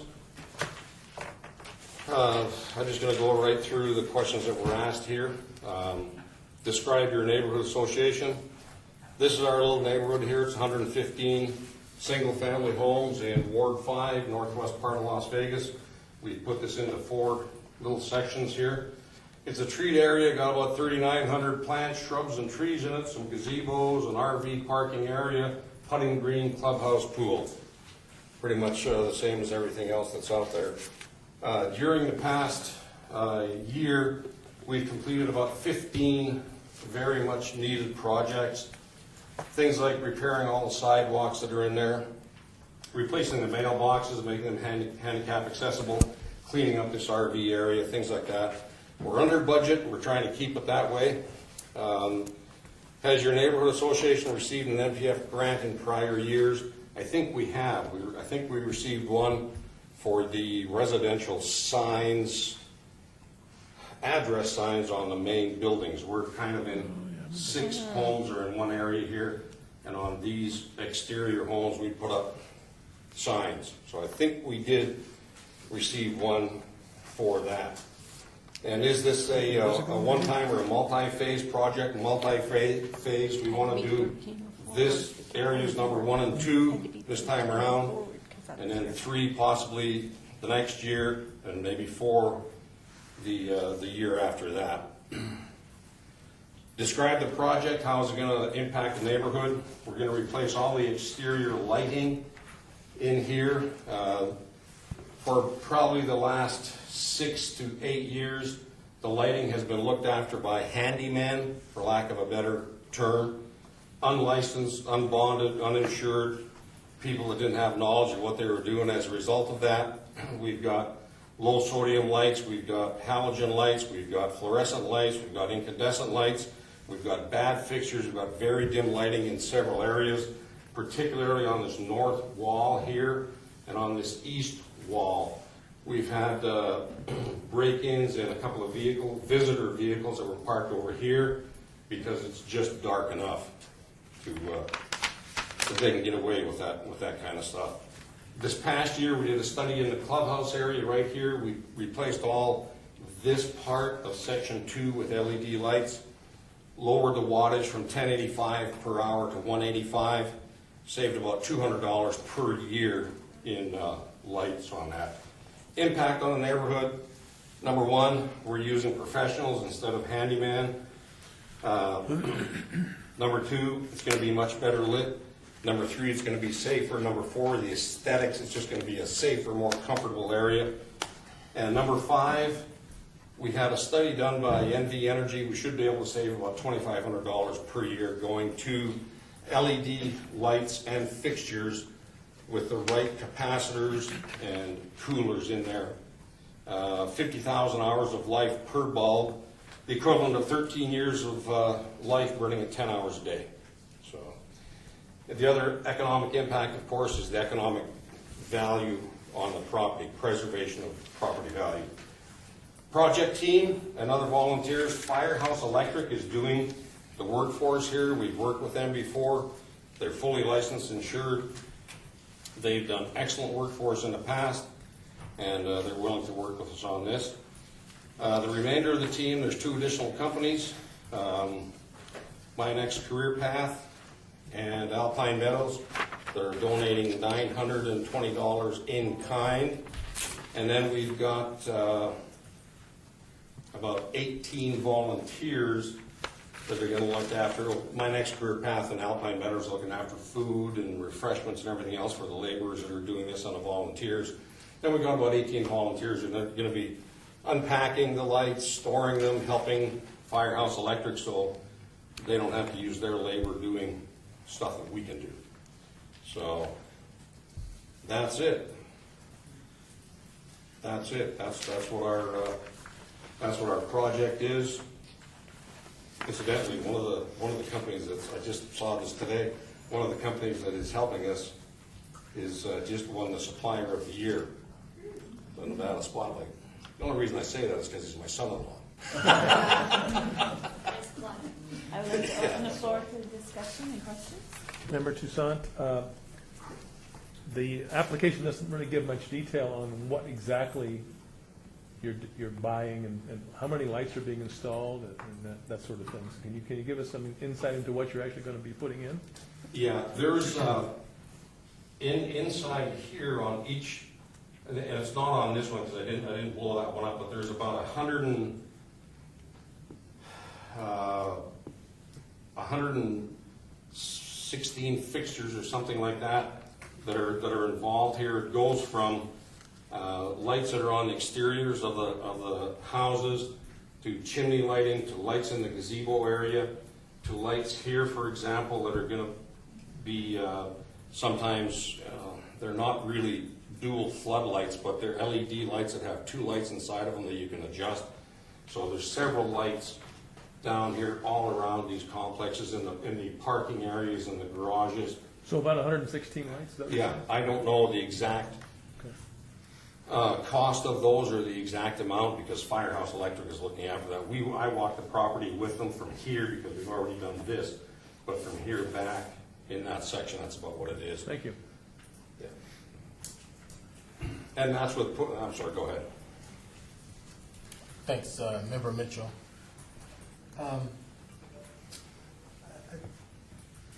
There's another young lady that's also an HOA president there. I can't recall her name. Glasses, 5'4". She moved to Chicago. She did? Eleanor Alford? Yes. She moved to Chicago, yeah. Okay, all right. She's moved to Chicago. So what's your relationship, if you can help educate me real quick? Past HOA president. Okay. And then on the committee, I'm sorry, I apologize. On the committee, there's myself, Joe Tapascio, Catherine Bradshaw, and Don Wood. Okay. They're on this committee here. And there's one thing that the funding, it asked about the funding amount on this. This entire project here for this area was $12,820. The HOA is putting in $7,820 from their reserve account funding. And there's $920 from the two companies and then $44.85 of volunteer work. And we realize there's a lot of people in this application process. So Member Tucson asked the question about the lighting. What is the design going to look like? Maybe you talked about it, but just try to create a word picture for me to see it. The design is going to be, instead of old sodium lights that kind of look like that speaker right there, and they're kind of a yellow glare on there, it's going to be a white light, smaller bulb, much brighter. And in the darker areas along this east wall and along the north wall, there's going to be two lights in that fixture. So they can focus out into these very dimly lit areas between here and the wall and down here. So I just like to say in conclusion, you had some squatter problems a while ago, and I think things are getting better, if I remember. They're getting much better. Yeah. And these lightings. Yeah, we've had some problems like that. We've pretty much got that under control. We've only had one break-in into a vehicle that was parked right here, and that's we can replace these lights, and we do replace the lights, but because of the age of the fixture, they very quickly burn out. Larry Schultz, Ward 6. You mentioned earlier that some of these lights will be attached to individual homes? Yes. And do you have consent of these homeowners to do that? Yes, they've been attached there since the property was built in 1994. But it's the home, it's attached to the homeowner's home. Correct. But it's the neighborhood association's responsibility? Yes. It's been that way ever since the community was built, and it's in the CC&Rs where it's attached, and it is our responsibility. Not the porch light, but the exterior street lighting, let's call it.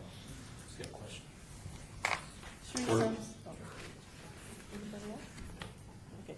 Sri Sums Board 2, you have asked for a certain amount for your funding. If we could not provide even the minimum amount, would you still be able to move forward with your project?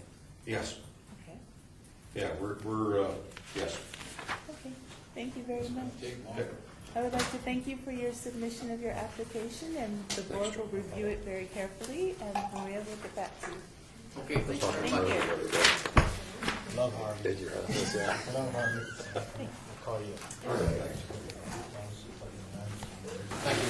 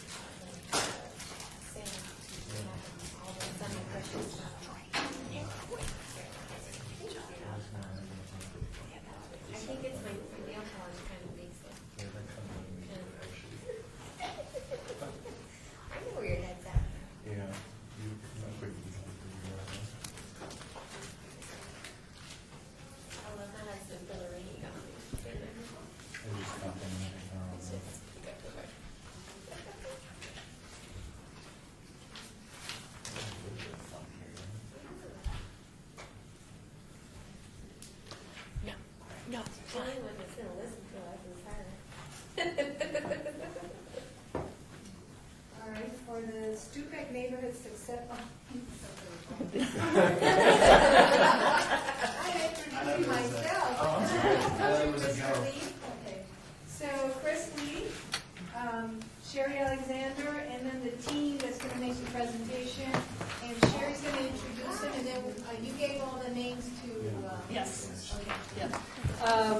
I'm Sherry Alexander from the Stupak Community Center down behind the Stratosphere, and this is our Stupak Adventure Club, which is made up of kids in the downtown area and the surrounding areas, the Stupak Youth Council, and then the Police Athletic League youth group also. Thank you, Daniel. My name is Daniel. I'm here to get money for the Stupak Adventure Club. Describe your neighborhood association. Describe your neighborhood association. The Stupak Neighborhood Success Team is made of a group of people who have invested interest in the community. ESL teacher, neighborhood in Nevada Stupak, police athletic league, and Stupak Community Center hourly and volunteer staff. Has your neighborhood association received a NPF grant in prior years? Over the past 3 years, we received funds to keep our year-round adventure club up and running. We have been able to serve over 300 children with various sports activities and adventures. We had 24 youth compete in the Battle Frog and 24 kids compete in the swim team, 12 running the recycle run in Henderson. You guys want to say your name? I'm sorry, I forgot to tell you. I'm Priscilla. This is a one-time or multi-phase project. Provide photos, explanations of previous achievements. Our project is a multi-phase program. Children will participate in 4 two-month fitness activities and then go on an adventure such as Wet n Wild or hiking in the mountains. Currently, we meet at the Stupak Community Center once a week to work out. We did a camp out in Pioche, Nevada, and went to Mount Charleston to hike as well. Last summer, we took second place in the All-City Swim Meet. My name is Jocelyn.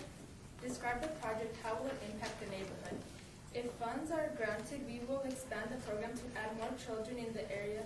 With the help of our Metro and neighborhood volunteers, we will continue the swim team, running team, and hiking group. All children will exercise 2 times a week, work on the community service projects, and at the end of 2 months, we will go on an adventure. Our community service project is to hold 4 neighborhood picnics to have our family get together and talk to each other. Metro will also volunteer to come to. My name is Brandon, and describe the project teams and other volunteers who will be participating. Metro Police Officer Mike Lee, Chris Lee, and Bob Chin with the Police Athletic League are partnering with the Youth Council from Stupak Community Center and employee Sherry Alexander to work with social children. My name is Chris Lee. Discuss the funding amount being requested for the project.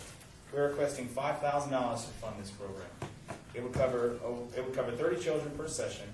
Funds would cover swim team fees, equipment, such as swimsuits, goggles, campsite rentals, and food. And supplies to the community service project as well as entry fees for Wet n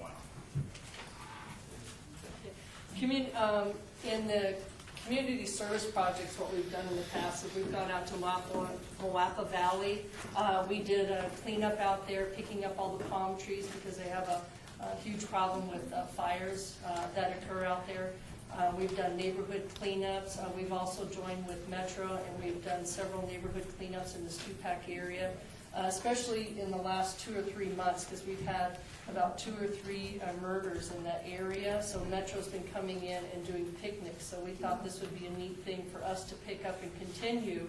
Hopefully we can get the neighbors out together. They can know each other and work together and try and help each other. So if you have any questions. I would like to open the floor for questions.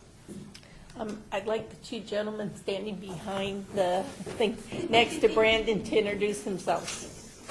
My name is Alfonso, and my name is Edwin. Anthony's actually one of the oldest ones. He's been with the program for about 4 years now, and he's been running in several of the Spartan races, and we took him and 2 other girls to Sacramento, and they ran in the Beast, which is like a half marathon, and he ran it. And then 2 of the other girls that are not here anymore, which is good because they got picked up by a private track team here in town, so now their time is being spent doing that. So, and that's our goal, is to get these kids out into the neighborhood and get them into other programs so we can start pushing in new kids all the time. Thank you. This is Member Mitchell's with a question. I just like to say I've gotten familiar with this gentleman here. He's doing something right. He's turning up in the right place at the right time, looking for money. I'm making reference to the Justice Assistance Grant Program. He was there. I love what I'm seeing here, and sure, everything you do seems to work. So we're going to try and steal you. I'd like to know, how do you get the children excited, and how do you bring the other children in to participate? And how do you get new excitement? How to spread the word of what we do. It's all word of mouth. If these kids have friends, I told these kids, and people just keep cycling in. That's all it is. We get T-shirts, sweatshirts, they get gear to wear. What's PAL? What's PAL tennis? What's the police athletic league? What is that all about? What's Stupac?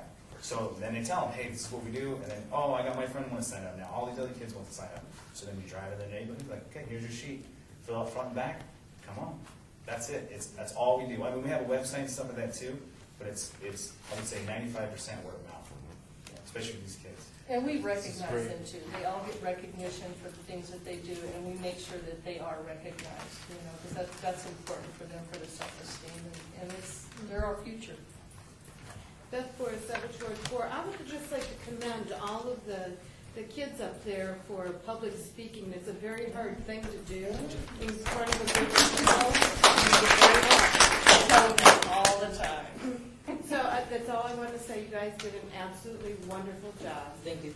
Thank you. Thank you. I just wanted to ask, sorry, Member Navarro, Ward 3, you're not stealing her anytime soon. She's doing great work there.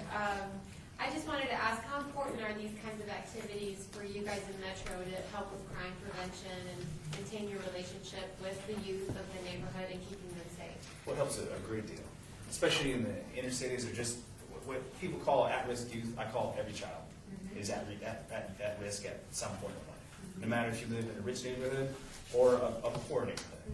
So as far as the sports and athletic, it teaches these kids coping skills.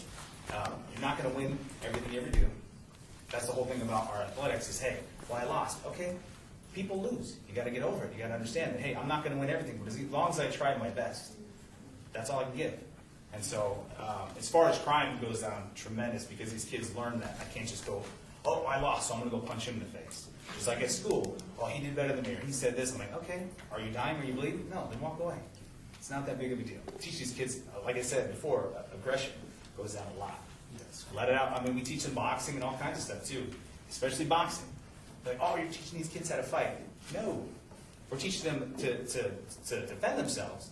But when you know how to fight, you don't want to. Like, hey, let's fight. I'm good. I know what I have. It's like, as an adult, I can't beat up everybody in the world, nor do I want to try. People start yelling at me, I'm good, dude.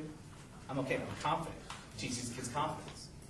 So, I mean, as far as I'm sorry. I'll keep going. I just keep going on. That's great. Larry Schultz, Ward 6, and I'm privileged because this is the second year in a row that I've seen a presentation from your group. And again, this is what I feel, is really what we're all about here, is to help you guys as best as we can. So how many students do you have that you touched right now as part of the organization? As both of us? Yeah, both of you together, the Stupac Neighborhood Over Association. 300. Because over the year, we have kids that come in and out, and especially in the downtown Stupac area, it's very transit. So we get homeless kids that are coming in, kids that are coming in with their foster parents, or in and out. So over 300. That's just at Stupac Community Center. So for the specific. Not at the same time, though. That would be too much. It's broader for. Well, so because we also have a boxing gym, Richard Seals boxing gym over on Shannon Simmons, who lets us bring as many kids as we want. Even though we do get grants, There was a whole year that we didn't get any funding, doesn't matter to him, just bring them in. We don't have to pay anything. And So when this- we do get it, I mean, Sherry brings the kids down to box. Yeah, and then they also go out to different elementary schools, like Park Elementary is the school that feeds into our community center. So there's what, 500-600 kids there? Yeah. And they do soccer after school, okay, and the PAC program, which teaches the kids, like the 40 assets, I think a lot of you. Positive action, things like that. So they're spread out, so all of the kids don't always see each other, you know, but we all have our core groups and stuff. So for the focus program that we're talking about right now on the funding, how many kids will that touch? Oh, Just for the. 30, so you're talking 30 a month, so we try and get new kids each month, you know, to do different things. Well, this is great work. Thank you guys, by the way, for presenting. You did a good job. You're welcome. And on a side note, we have our first PAL youth who's graduating LVMPD Academy tomorrow. All right. All right. That's impressive. Sharice Holmes, Ward 2, if we're not able to fund even the minimum amount that you asked, would you still be able to go forward with your project? Yeah, because we would always cut out the field trip, the wet and wild, because I could figure out another way, trust me. Okay. Well, I would like For to, that. I would like to thank you for your submission of your application, and we will review it thoroughly, and Maria will get back to you. Thank you. Thank Good you. job, Thank you.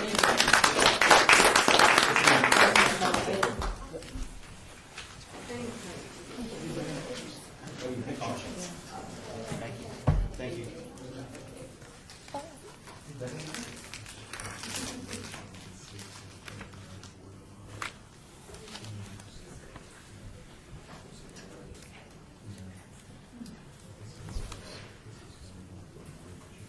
Do you like how we look at it? You're welcome. Thank you for your presentation. You're welcome. Usually today it's no problem. Yeah. I like that. You're welcome.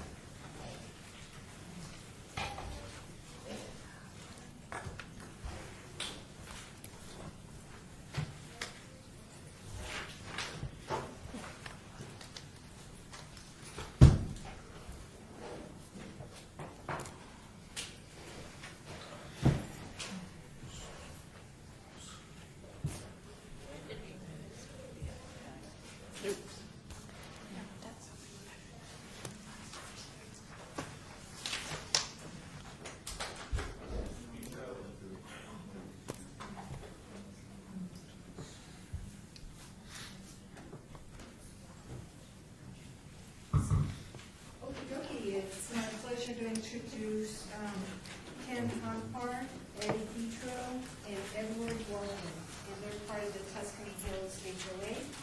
Welcome. Good Thank you, afternoon, thank you. gentlemen. Afternoon. For the record, please state your name, and you will have 6 minutes for a presentation and 4 minutes of questions from the board.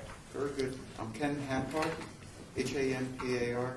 The community is Tuscany Hills North. It's located essentially alta between Rampart and Durango. The community is 20 years old. It's 29 homes. We have small HOA for a small community. 3 members are on the board. I'm the president. So we're basically looking to apply for this grant for the first time, and it's a one-time request. In our community, we have 6 street lamps. The community, 20 years old. I've been on the board at least 10 years. I don't believe we've had any lights replaced. So when we heard about the grant, we thought this may be a chance to apply grant to upgrading lighting, and that is the nature of the request. The community adjoins Boca Park and is across the street from Tivoli Village. So there's a fair amount of recurring events either at Boca Park or at Tivoli, and we would like to improve the illumination for security reasons, and secondarily, we find by using the LED lighting should be an appreciable savings in electricity for the small community, only 29 homes. The initial estimate from Desert Lighting is essentially for $3,000, 29. $100. And as I say, this would be our first request for any participation with neighborhood funding in a 20-year-old community. I would say, finally, we do reserve studies, and the reserve studies give you longevity of what you have, to look forward or consider replacing. So this is exactly the time these older lights should be replaced, the bulbs. So hopefully, in a timely fashion, we can achieve an upgrade in the illumination vis-a-vis security, also get an appreciable decrease in our energy costs for the community. My name's Edward Petro. I'm the assistant to the community manager for Tuscany Hills North, and I'm helping us put together the whole project, I guess, our part, the proposal. One of the things that we had seen that we were looking at when we were helping them put it together was we're going from a 100-watt high-intensity discharge lamp down to a 40-watt LED lamp, which is similar to the ones that the city's been putting up on the city-maintained roads. So we're looking at actually putting down our power draw that we need just to fire these lights, 60% reduction to begin with. And that's, to us, is a pretty significant thing. Not only are we spending less on electricity, but that's less demand as well, which means that's less on the grid. That's more, we're in a nice part of town, and we're trying to be part of that vanguard. We're seeing it get built up. And we want to make sure that we're putting out a good foot, that we're being environmentally responsible. We're not going to be basically racking up more of these mercury vapor-filled bulbs that we already have to use. We're going to something more environmentally responsible. We're going to the more upgraded look of the LED lights. They're more aesthetically pleasing. They seem more efficient, too. It's imagining why the city's gone to them to begin with. And we do kind of like the idea that it'll be flush with what's coming up on the city streets with our community, especially since we're at that hub where there's all that just being built up and all the hustle and bustle with Tivoli and the golf courses. We definitely wanted to still be a nice little bright spot and not just, the old patch that got forgot. Are you finished with the presentation? Yes. Oh, okay. I would like to open the floor for discussion. Larry Schultz, Ward 6. My question, since you're a homeowners association, do you have a capital budget where you plan reserves in the future to replace this lighting over time, or is that something that wasn't looked at your capital? No, it's there. Studies? It's there. In other words, we've exceeded the longevity of the bulbs already, and we will look at funding.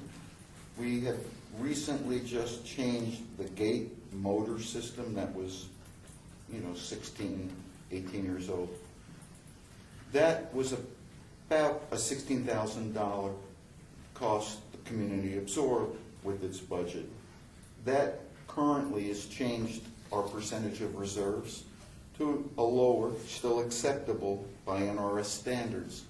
So with this potential neighborhood funding, I thought to apply for it because we've already just taken, for a small community, a rather sizable expenditure on the gates, which in no way would we, approach a neighborhood fund for.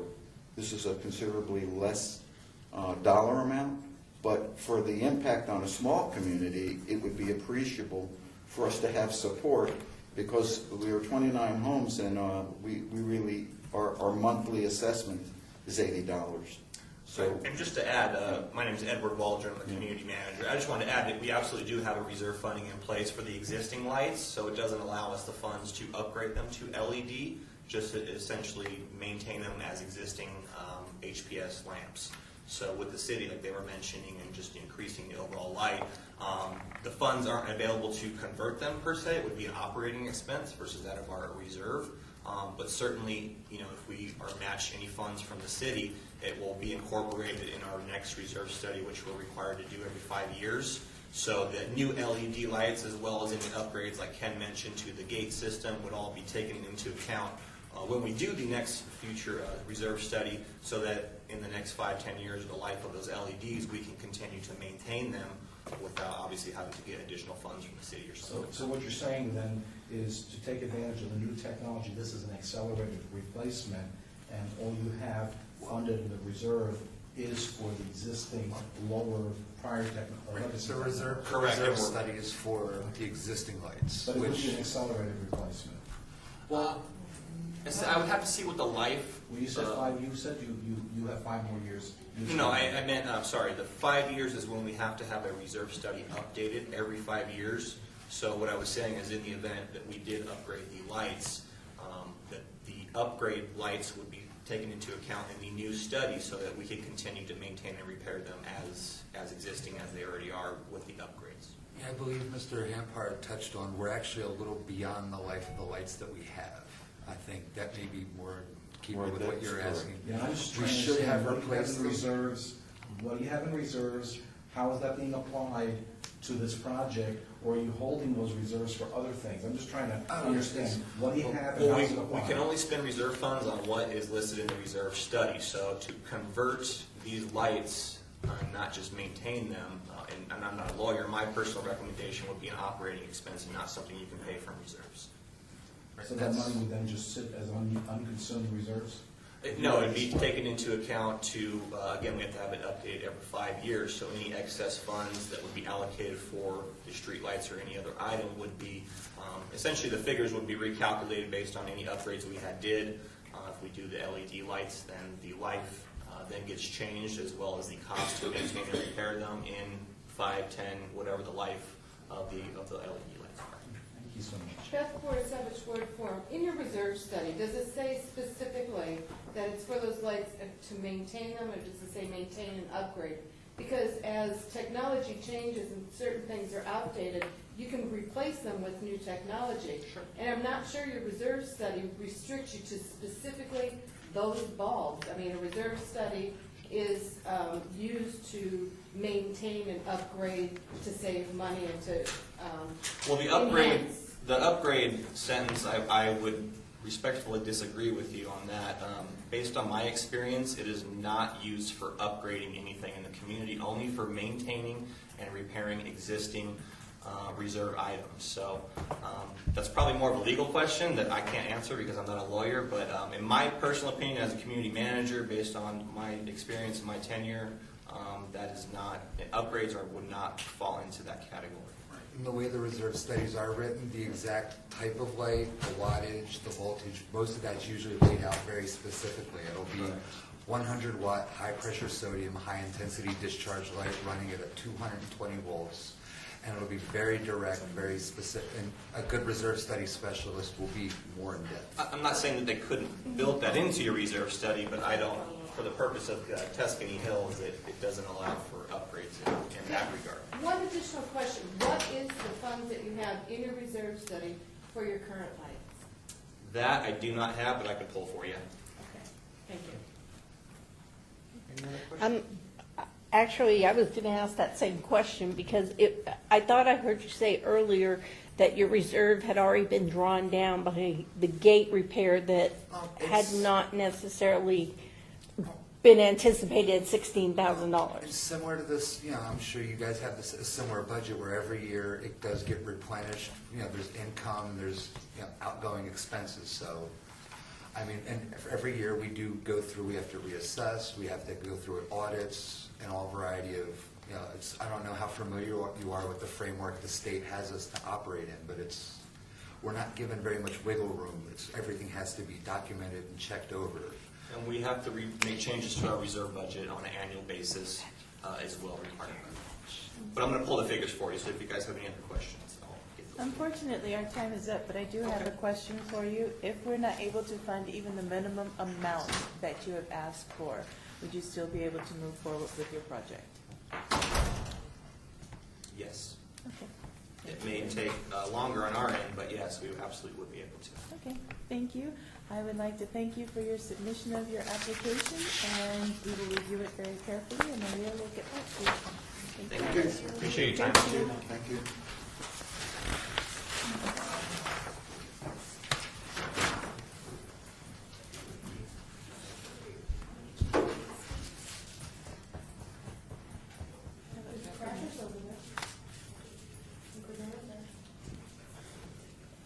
Madam Chair, Lance Kirk, Ward 3.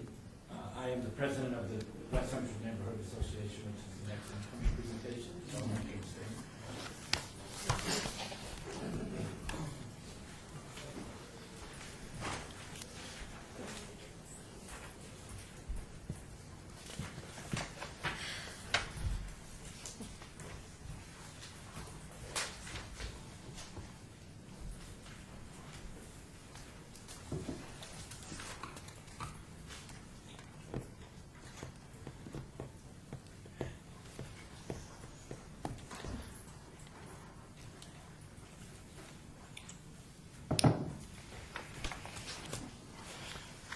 By the way, just Greg Toussaint, member of Toussaint. The NRS 116 says that reserve funds can be used for repair, refurbish, or replace specifically. That's it.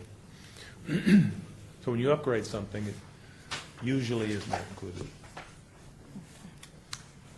Thank you. What is the NRS? Daniel 116. Roberts from West Huntridge Neighborhood Association. Good afternoon. Hi, everybody. Hi. Hi, you will have 6 minutes for a presentation and 4 minutes for questions from the board. And for the record, could you please state your name? Daniel Roberts. Thank you.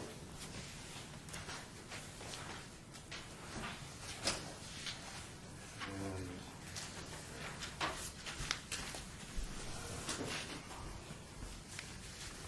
pass some of these out.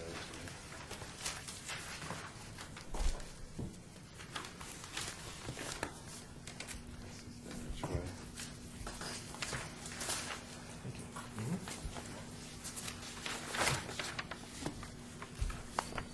Thank you, everybody, for taking the time. You've probably been here for a while. Cinema in the Circle is a outdoor movie in the park that we have at we hosted at Huntridge Circle Park, which is a median park in the median of Maryland Parkway, just south of Charleston Boulevard, right near the Huntridge Theater. The event has been going on for about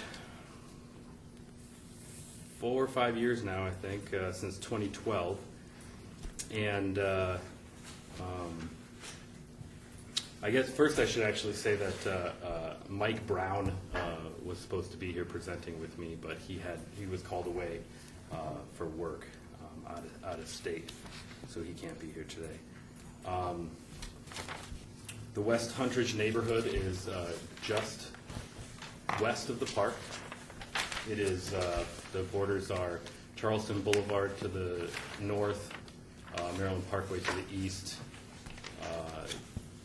10th to the west, and Oakey Boulevard to the south.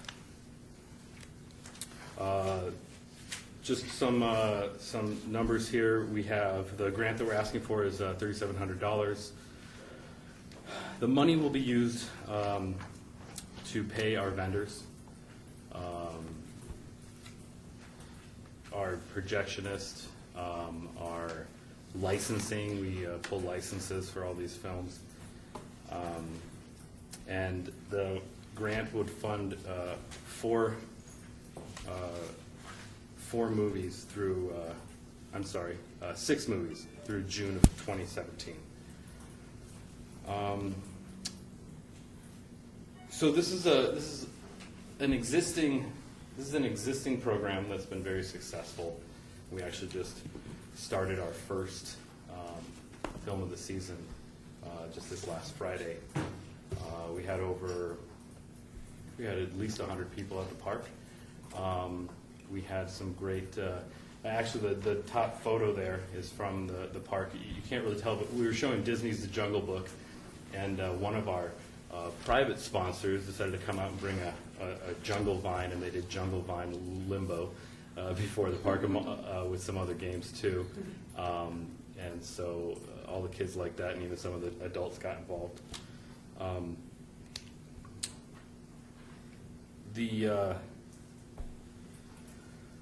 We have a couple. We have $350 in cash donations from the neighborhoods and from residents of the neighborhood. And the Huntridge Foundation, the nonprofit organization which I'm actually the president of, we've donated $1,500 in in-kind services. A designer that we work with, David Hardy, has also donated $1,400 in in-kind services for print and promotional material. I don't know. Let me just stop there. Do you guys have any questions? I got all this information right here in front of me. So. I'll open the floor to discussion. Can you tell us a little bit about the challenges of this park that the community experiences, and what maybe the reason is that the community likes to do events like this in the park? So Huntridge Circle Park has had its challenges, absolutely, in the past. The park was closed down for a couple of years.